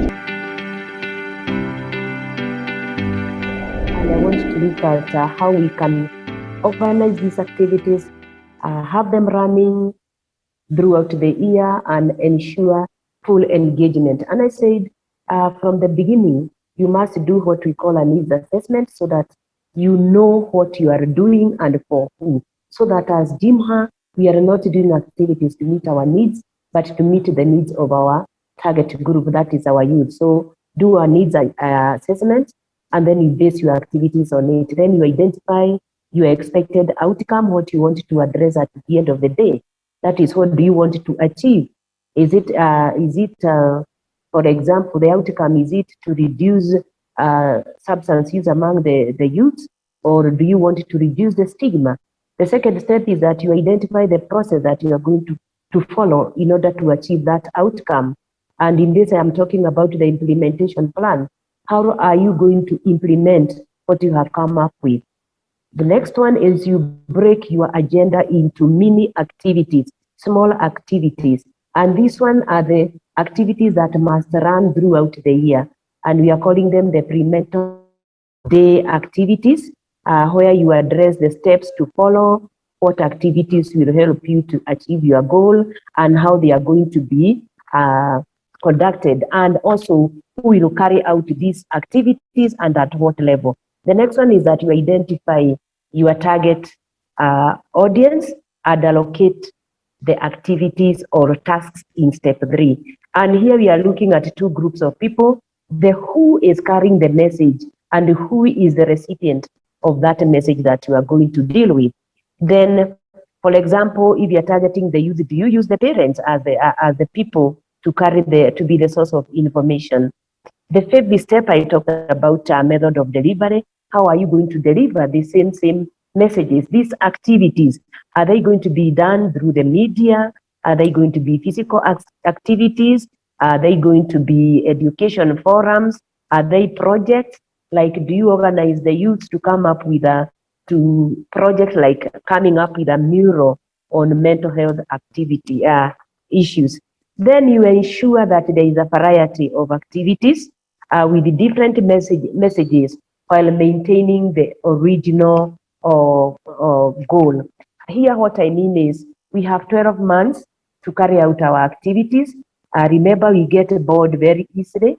Our activities must be broken into small steps, small activities that run into each other. And what we are saying here is that they must be activities that the youth enjoy engaging in, and they are the ones who are the drivers. Then again, you ensure that as they build into each other, you started small and you are heading towards the climax. So ensure that your activities reach the climax or the peak. And that is why I'm so happy today that we have managed to have this summit. We have been looking forward to it. We started small. We are able to build up to here. But the question is, have we been able to bring everybody on board from the first day or from the inception? And are they still having the same motivation that we are talking about? And here, we are saying these activities, for you to reach the climax or the peak, you must break them into levels. Those who are at the lower levels, for example, are we going to have national activities, regional activities, and then they culminate to the global activities. And then from there, you can identify representatives from each level who will carry on to the next level up to the final day or stage, so that our climax, everybody is enjoying. And for me, I have summarized this by saying, remember, you shall need to budget. And budgeting doesn't just mean about the finances. We are also budgeting our time. Are you going to have incentives for participation? For example, for you to be able to engage the youth and have their attention throughout the year, there must be incentives. And incentives are not just in form of money. Can we identify our champions who we can promote to the next level? The other thing that needs to be done for us is that at the end of it, and I hope this is going to happen in Jimha, is that we have done monitoring and evaluation of our activities throughout the year. And if we do the monitoring and evaluation, can we disseminate our achievements, our findings, our challenges in forums? For example, we can do it in the newsletters, or we can have messages back to the people to tell them this is what we were able to achieve at the end of the day. And then the other one is ensure continued advocacy for inclusion and participation. For us, as the people who are doing the activities, let us learn to delegate for self-care and to avoid stress. So I would like to start with that we all need emotional detoxification. including our target audience. So it's not just only about how we can engage more and more people in such activities so that to spread awareness as well, imbibe that vibes of, like being in that good mental health and overall well-being. We need to just insist and emphasize that as important as a physical detox, as important as is a mental detox or emotional detox, we can say. Like, we can imagine that every day at least 60 to 80,000 thoughts crosses our mind daily, every day. And per hour, it's about 25,000 to 330. So we can imagine how difficult it is to declutter them. And our mind is very much similar to our cell phones. Like once storage is full, we need to clean it up. And we need to just tap on that antivirus and app management settings so that we can clean it up, we can boost it up, and we can just check for if there's any bug or anything, kind of those things. So yeah, we need to detoxify ourselves emotionally, and for that there are certain steps. So the very first step I would like to share with you all is just be aware of your emotions. For working on your emotions, one need to be aware of their emotions. And then second, go on a complaint cleanse. Like we keep on complaining and we keep on seeing usually the bad side. It's human nature. It's very human. But once we need to neutralize these complaining tendencies as well negativities, our focus will shift towards optimism. And that will benefit and work in favor of our well-being. So the very basic tip for that is the ratio is 1:3. If one negative thought crosses your mind, you must neutralize that with at least 3 positive thoughts. You need to counter your each and every negative thought. And then you need to just practice morning pages. As we used to clean junk files from our storage, similarly, we need to clean junk files from our mind so that the processor will work smoothly.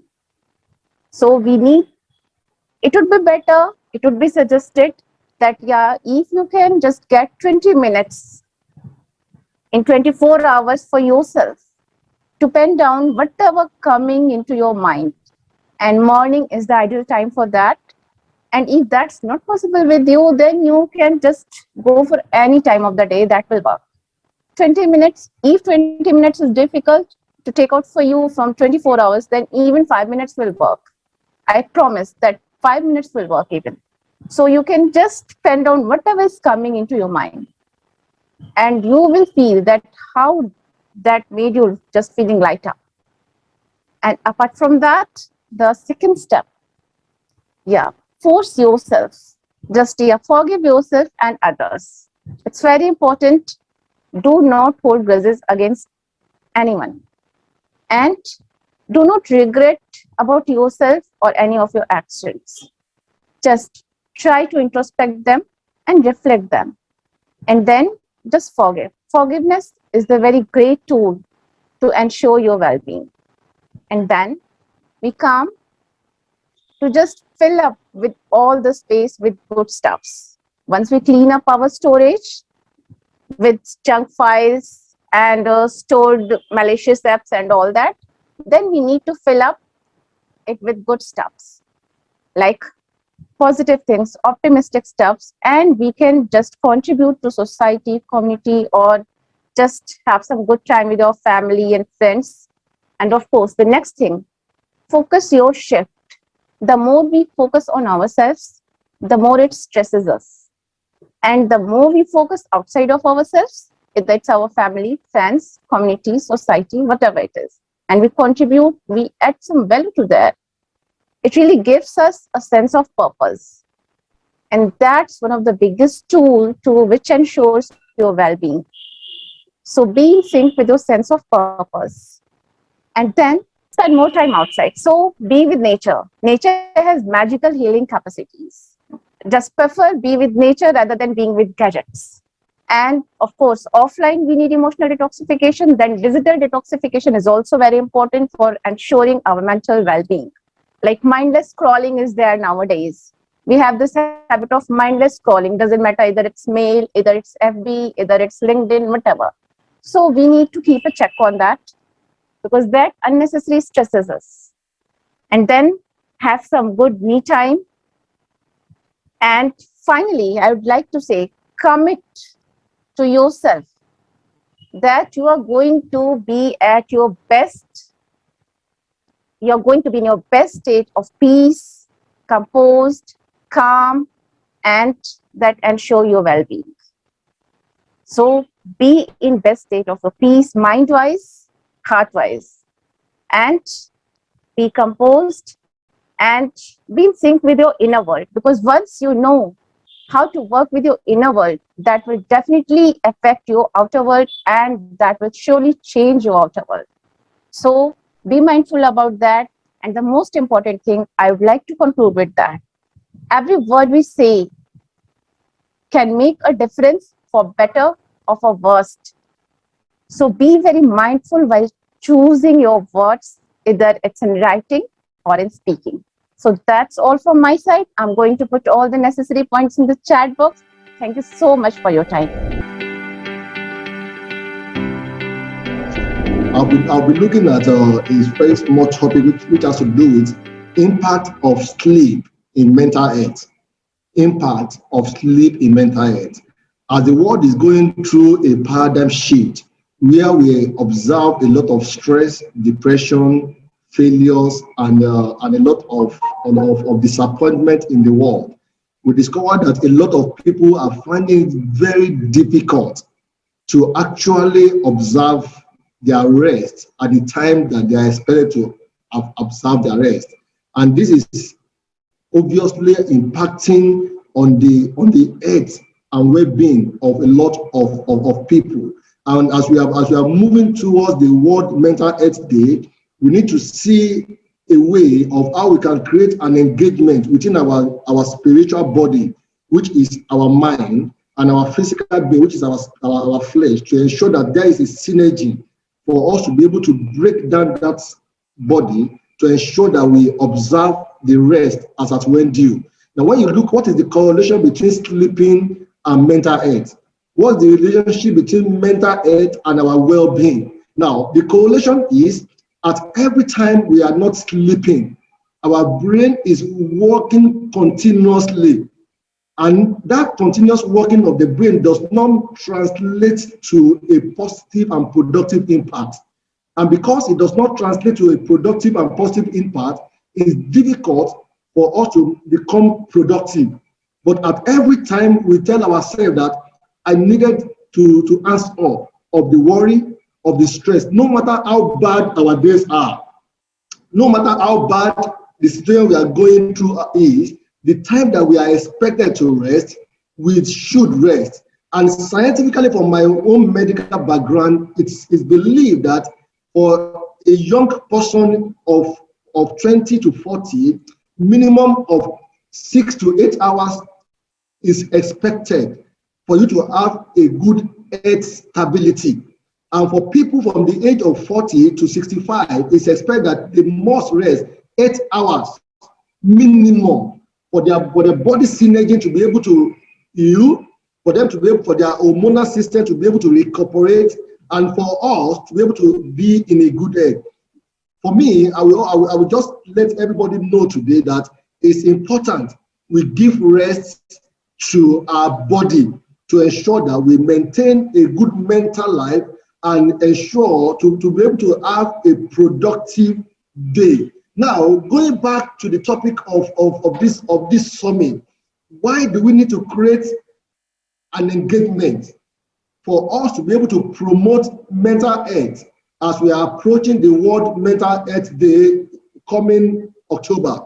As individuals, we need to ensure that within our community of operation, we will let people to know the impact of their mental stability in pushing forward a good life. If you don't have a good head, it's going to be difficult for you to have a productive and impactful life. It's only a stable mind and a stable heart and a stable mindset that can be able to become productive. And once you are not productive, it will be difficult for you to be able to maintain a good life. In conclusion of my presentation today, I will encourage everyone today to take it as deliberate action to observe and rest as at when due. And lastly, to everyone, I want to challenge every one of us, irrespective of the challenges that we are going through, we need to ensure that we give our body enough rest to be able to go through the healing process that will make us be a better person. And for everyone out there today, I want to challenge you for one good thing. No matter the challenges you are going through, no matter the difficulties and disappointment you are going through in your life, in your career, in your family, there is always a point whereby there is always a light at the end of the tunnel. What you only need to do is, three things you need to do. One, you need to stay positive, irrespective of the challenges you are going through. Always believe there will be a solution. Secondly, for you to be able to overcome stress, depression that is leading to you not being able to sleep, you need to tell yourself that every day, that irrespective of what I go through, I will overcome. Not just saying it alone, you need to take proactive action to ensure you take positive steps to ensure that you overcome that challenges. Lastly, is we need to ensure that we share our feelings with people. We should not keep we should not keep our frustration to ourselves. The more we keep frustration of our day to ourselves, the more we build a vacuum that will create a mental gap, which will not allow us to be able to observe the right rest that will make us to be productive. Lastly, I want to challenge every one of us that despite the challenges that the world is going through at large, you are not going to be the first one to go through that challenges. You are not going to be the last one to go through that challenges. You should ensure that you see somebody that you can relate with, to share your challenges with. I wish everyone the best of this summit. Thank you so much, Professor Jude, for this opportunity to be part of this section. I'm so much very grateful. I wish you all the best. From the entire family of Global Goodwills Ambassador US, I say congratulations to everyone. I say congratulations to every speaker.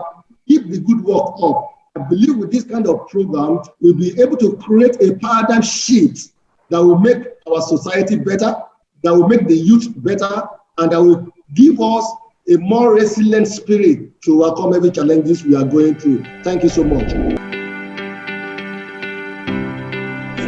I want to be very clear about this topic. It's something that affects every one of us. Mental health problem is a very serious issue in our workplace. It affects not just the employers, it affects both the employees and the the employers of labor. So no matter how uptight that we are, we shouldn't forget that we should take time in our workplace, to have fun. We should go for relaxation. We should have go for recreation. You carry people you're working with along. As a CEO, I make sure I interact with people that are working under me. And in reference to the opportunity that is provided for, for the world through this World Mental Health Day, which symbolizes a day for an interaction where people should talk about mental health. I want to tell you that in the place of work, I do this not just waiting for the September 30. I inculcate this in the system.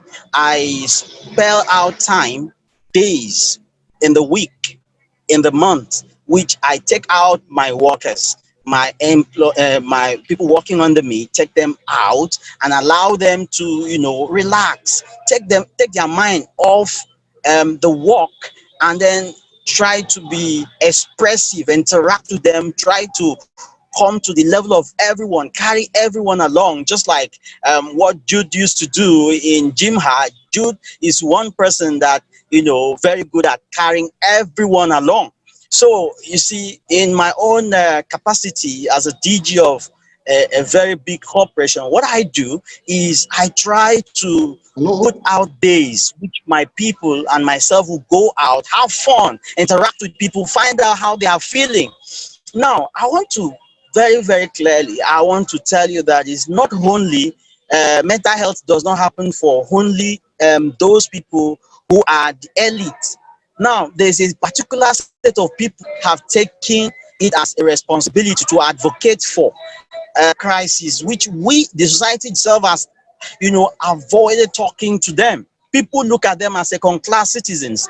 People on the street, the youth on the street, people, because like in Africa, where you have a lot of people suffering from hunger, a lot of people suffering from, frustration. What we do, I try as much as possible to unite the people around me. We take them out, pick people from the street, bring them closer, organize events for them, interact with them, give them conferences which we normally engage those people who are not able to provide for them token, and then share the love around. It's not we know that every human deserves some piece of happiness. So we do that in our own capacity. I've done this in Nigeria, I do it in Ghana, in some other places in Africa. What we do, we pick people on the street, we go to the grassroots, go to the street, those children that are hawking, those children that do not have the privilege to, to have a fresh breath. We harvest them, bring them into a place. We organize for psychologists who talk to their mind, who speak to their spirit, who also bring them. There are some of them that we discover that most of them is not because they love to be on the street, it's because they are poor. Sometimes it's poverty. Sometimes is not because they don't have the capacity. They are not disabled. Their abilities is in them, but it's just that the society has abandoned them. These people who bring them, we engage them, and we find out that there are some of them, when you go close to them and then you come down to their level, a lot of them are not happy about the situation they are finding themselves. A lot of them are going through a lot of depression. Some of them are suffering bipolar depression, deep, severe depression, which they have no one to talk to. So we use this privilege to go to them, bring them to the table, try to encourage them. Some of them, we provide them scholarship. We try to bring them, make them feel like human beings. And I want to challenge every corporation around the world that no matter how successful your establishment is, you should not forget that there are other people out there who do not have the same privilege with those who are working under your elusive environment, under the cozy environment, who do not have the privilege to be under AC, to enjoy the fresh air, who are on the street, selling oranges, hawking. These people too deserve some piece of happiness. And I want to encourage every one of us, as the world is preparing towards September 30, being the World Mental Health Day, we should look at these vulnerable people, children on the streets, the young people. Some of them are not children, some of them are they are adults, they are youth, but you see them, most of them are underemployed or they are unemployed. Those who are even employed are underemployed. So most of them, they do not even have the privilege to go to school. So we talk to their government, we talk to people in this environment that can help them. We travel from different parts of the world trying to harvest these people and give them hope. And I want to welcome everyone in the world, to engage in this kind of a way of bringing fresh air to those vulnerable people.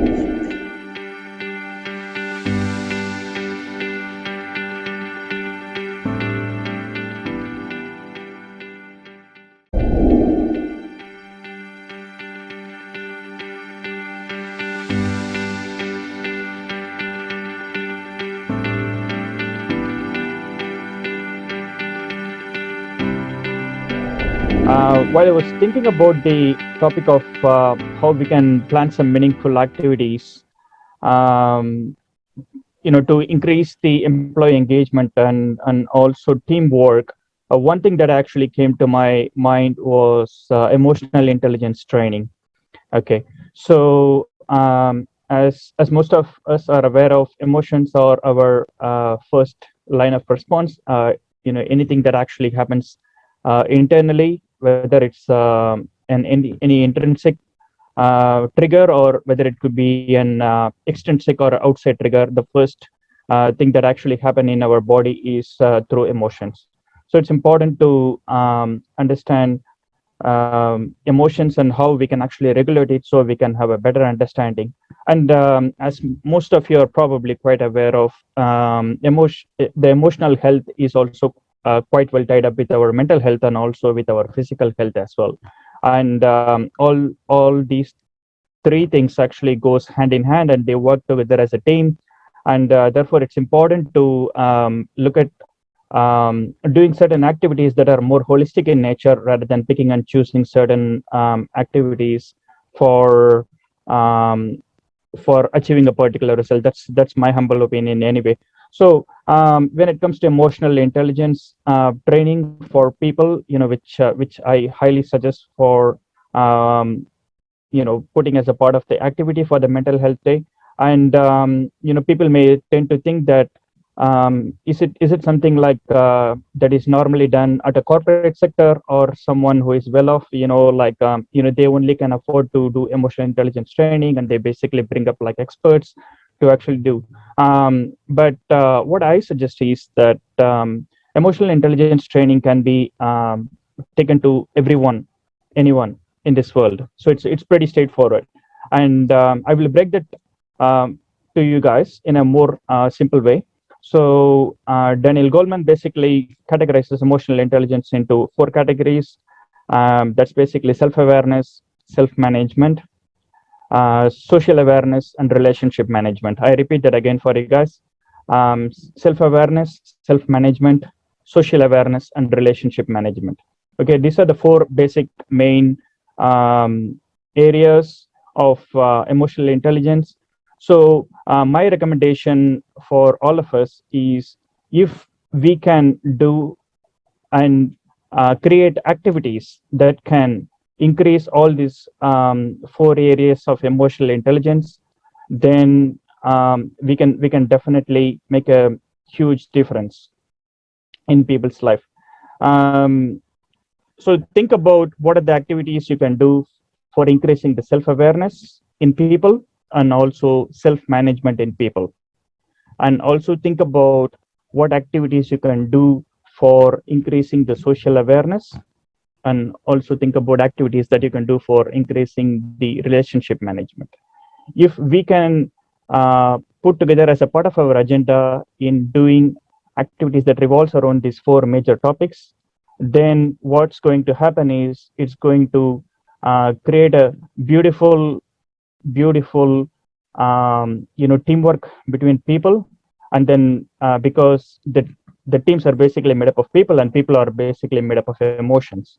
So if you can master the emotional intelligence, and then if you can work on these areas, then it's much easier to build great teams and also build great society and also build great nations.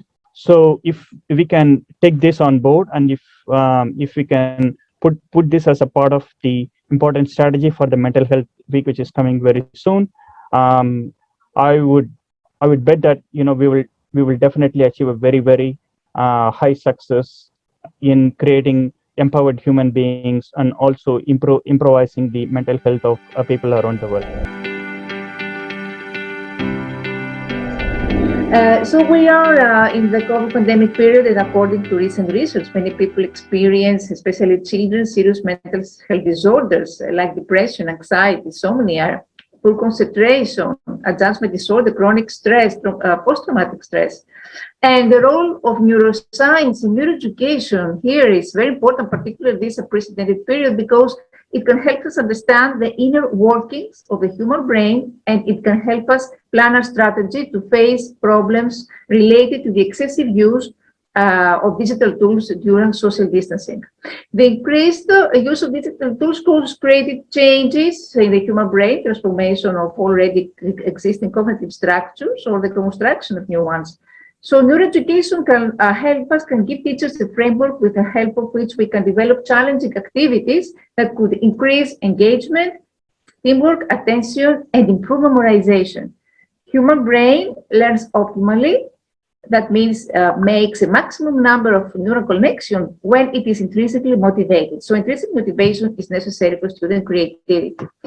What I suggest is recently I wrote in April 2020 with the outbreak of the pandemic an article in the national magazine which had a great impact all over the world, 1 million readers. And this actually was a guide to educators about to cope with the COVID pandemic during the period of quarantine, during the COVID pandemic, based on principles of neuroeducation and brain-based teaching strategies. So first of all, it's important, we're talking about social distancing, but this is only physical, it shouldn't lead to isolation. Teachers should place emphasis on how to develop social skills, on teaching students how to develop empathy, solidarity, and altruism. Why? Because neuroeducation tells us that our brain is social. It evolves and learns through interaction, experiences with others. So learning cannot progress while students feel isolated and lonely. We can leverage many online collaborative platforms that can develop communication, collaboration, students with their peers. Asynchronous communication tools like chat channels or bulletin boards, discussion group that foster interaction, peer-to-peer support. And anyway, we need to provide our students with opportunities to assume shared responsibility for collaborative work, include group activities. It's crucial because students get the space to socialize while they learn. So we need to plan group activities such as debates or role plays. Role plays have a very cathartic role, especially during the COVID pandemic. Group projects, public speaking, presentation, and other activities. We need to plan ahead students' collaborative tasks. It's a good step, a good start towards quality teamwork instruction. And there are some steps that we can take according to the type of task. For example, how do we make decisions on the members of each group and role assignments? So what can we do to upgrade positive interdependence, individual accountability within the group? What are the guidelines we provide on peer assessment reflection? Positive interdependence refers to the perception that the student's success is already linked to its teammate success and the group success. And individual accountability within a team, it's each student's responsibility towards their personal goals and the team's goals. So when we decide on the composition of each team, we need to give attention to provide all our students equal opportunities for cooperative learning. And we need to consider also two other things: students' ability, personality traits. Keep in mind that team performance is the sum of individual performance and proportional to the average of individual contribution. And successful team performance can be achieved if all members contribute, even if at some minimal level. Second strategy, very important in neuroeducation, it's very important to create positive emotion in order to better engage students, because COVID crisis took an emotional toll of children, so it's important to create positive emotion through challenging activities, because the role of emotion in learning is very important. Everything we learn is influenced and organized by emotions, states of minds. Feelings and thoughts shape each other and cannot be separated. We need activities that offer a strong emotional stimuli in order for knowledge to be absorbed easier. Feelings of stress during the COVID pandemic result from part of the brain, which is called amygdala, and which is placed in the limbic system, which is the center of emotions. And this is the part of the brain which sees external experiences and threats. So our amygdala hijacks our brain into an automatic, what we call fight, flight, or freeze response to stress that involves anxious thoughts, brain chemicals, and stress hormones and waves of emotion. So where this amygdala sounds the alarm bells, we lose touch with the present moment as our emergency response kicks in. So we need actually activities that promote mindfulness mindset and skills that are the antidote to being swept away or immobilized by stress, because mindfulness is a noble, compassionate attitude toward an inner experience that creates a healthy distance between between ourselves and our stressful thoughts. Very important, make learning pleasant. We know that distance learning is very boring for students, so it's up to us as educators to make learning is reinforced by challenge and inhibited by threat. Challenging activities could be for leveraging digital tools, for instance, that could increase attention and improve memorization. Okay. Last year, I wrote a book on emotional intelligence in my mother tongue. Our mother tongue is called Bangla, Bengali. As you all know, that the idea was basically led by many scholars around the globe. The name I have right now in my mind is Daniel Goleman. And of course, with the publication of his book in 1995, Emotional Intelligence, Why It Can Matter More Than IQ, actually moved the whole world about how we can feel better in our life. And since then, I started working on emotional intelligence. From Bangladesh, for the first time ever in 2019, we designed a very simple course to understand the fundamentals of emotional intelligence. I've also given the link, thrivingskills.com, and also the link to the book I have written. So there are different 5 elements already shared by another speaker from India about emotional intelligence, but I made it very simple so that people can remember what emotional intelligence is all about. I devised 5 S so that people can remember. And S for self-awareness, self-management, social awareness, social skills, and self-motivation. The tool I'm going to share with you to make our mental health better is actually, we call it PREM. And I covered this particular tool in the chapter of self-motivation of my book. And it stands for P for positivity through feelings, R for relationship maintenance, E for engaging activities, and M for meaningful act.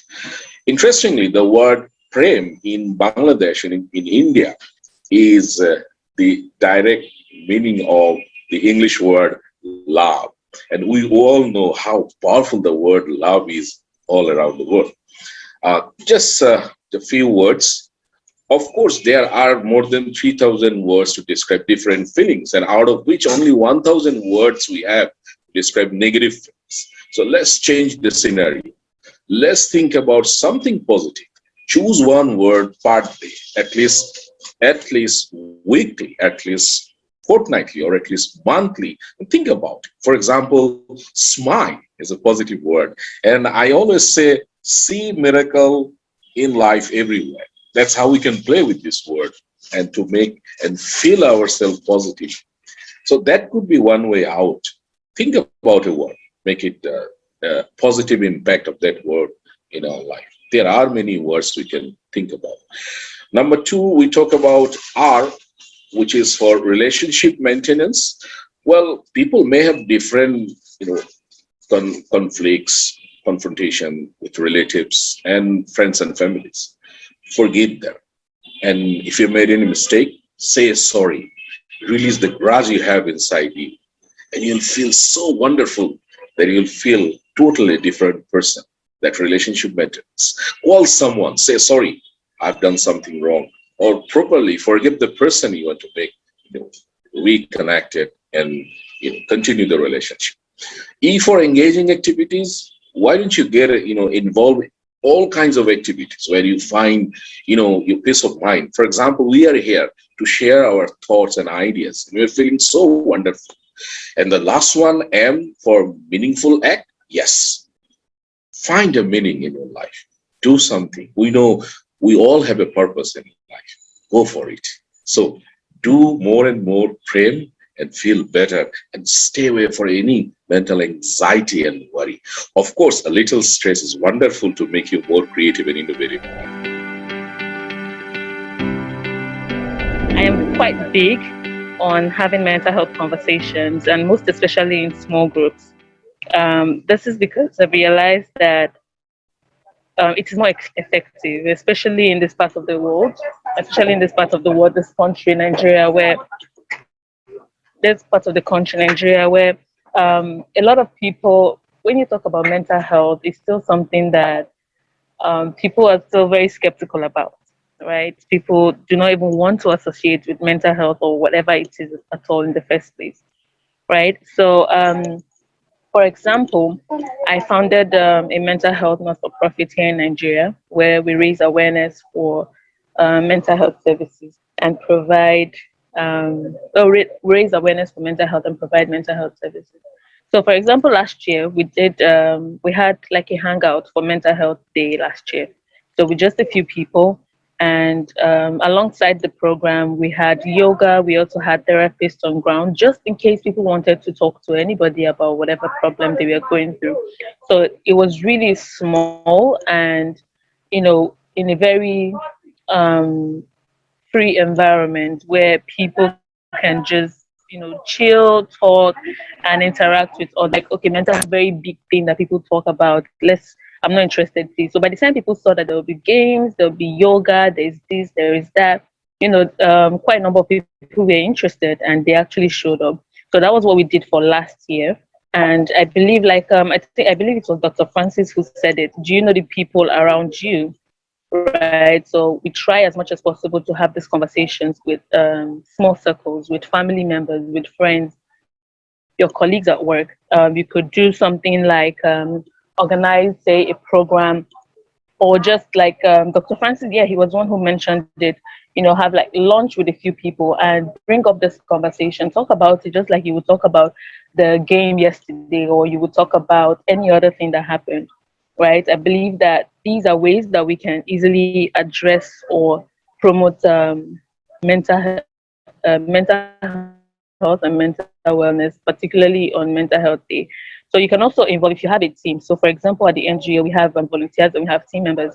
So we make sure that whatever program we are doing is tailored first to our volunteers and team members. It's something that they can participate in first of all, before it even goes out to other people. So we know that members of this organization can actually participate in this event, in this campaign, whatever it is we're doing, right? And then we'd also try as much as possible to not, you don't necessarily have to create a whole big campaign, like the first speaker talked about today, having something like panel sessions, for example, on one massive event. If you can, that is perfect. However, if you cannot do that, especially seeing the pandemic and everything right now, if you cannot do that, you can start small, start little. When you have huge events like that, it's not as easy for people to connect, right? At the end of the event, they pick one or two things and everybody goes home and that's it. But if it's something small to a particular target audience, they're able to interact, for example, with the speakers and the panelists after the event. And so you realize that it is more effective in the end. You can also utilize social media. I mean, social media has become this huge force, and particularly for my team, for the organization, I know that social media has played a really huge role for us. Most of the people, most Nigerians who reach out for free mental health counseling that we offer, it's through social media, Twitter, Instagram, Facebook. That is where most people reach out to us from. And then a few people, you get few results from family members, friends, but it's mainly through social media by the time you check your ratings. So I think social media plays a huge role, and I really don't want to take much of time. So I just hope that these things, we're able to implement these things that we have spoken about. The key is in not doing so much. You don't have to do every single thing. You can just pick one event, one particular small, just one tiny detail that you want to address for Mental Health Day, and run with that. Make sure you check all the boxes that you have before you go into it. And by the time you're done, try as much as possible to also follow up with people. Do they need some kind of support? People who attended, for example, our event last year, the course of this year, we followed up with them. Many of them have also reached out to speak to some of our counselors in the end. So by the time you do all of these things, you realize that it's easier for people to have these conversations. And in Nigeria, it's easier for us to destigmatize mental health. Take it from that demonic thing, right, to it's something that every single person, I mean, mental health does not discriminate. Every single person can experience a mental health condition at some point in life.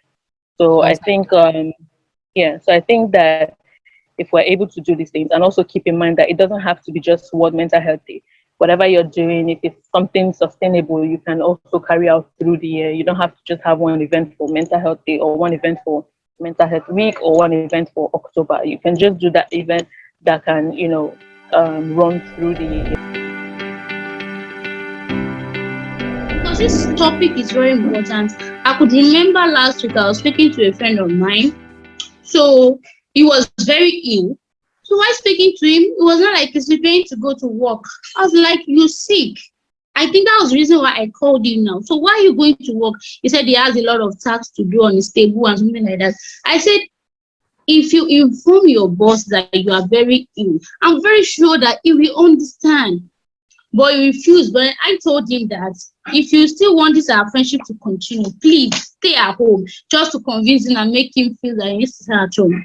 And he called the boss, and the boss said, "Oh, no problem, we can stay home." What I'm trying to bring out is the importance of our health. Our health should be the first thing. No matter what we are doing, no matter what we are going to pass through, or no matter what we want to do, our health is number one. Because if we are not strong, we won't be able to do anything. And when I'm talking of that, brings me into mental health. Mental health includes our emotional, psychological, and social well-being. It affects how we think, how we feel, and everything is about us. It can also determine how we handle and cope with stress. So not only stress, in fact, how we make decisions and choices. Our mental health is responsible for that.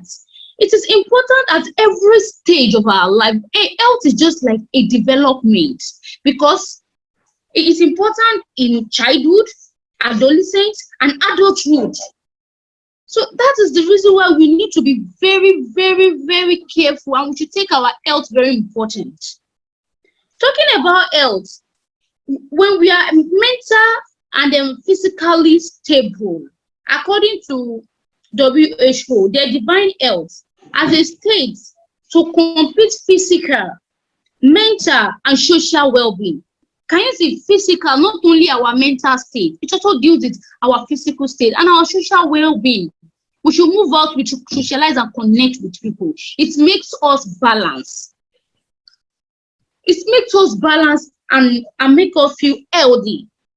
So we are talking about mental illness. Mental illness can also be called mental health disorder. It refers to a wide range of mental health conditions, like disorder that affects our moods. I said it earlier that our mental health determines the way we think, the way we feel, and the way we reason, the way we make decisions.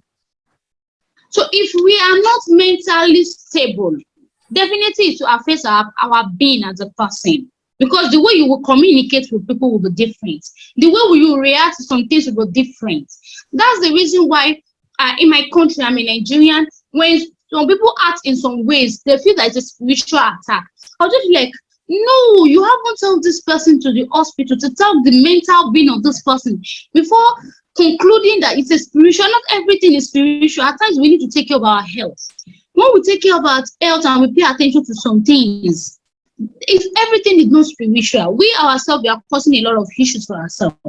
Now, I'm going to be talking more on Mental Health Day.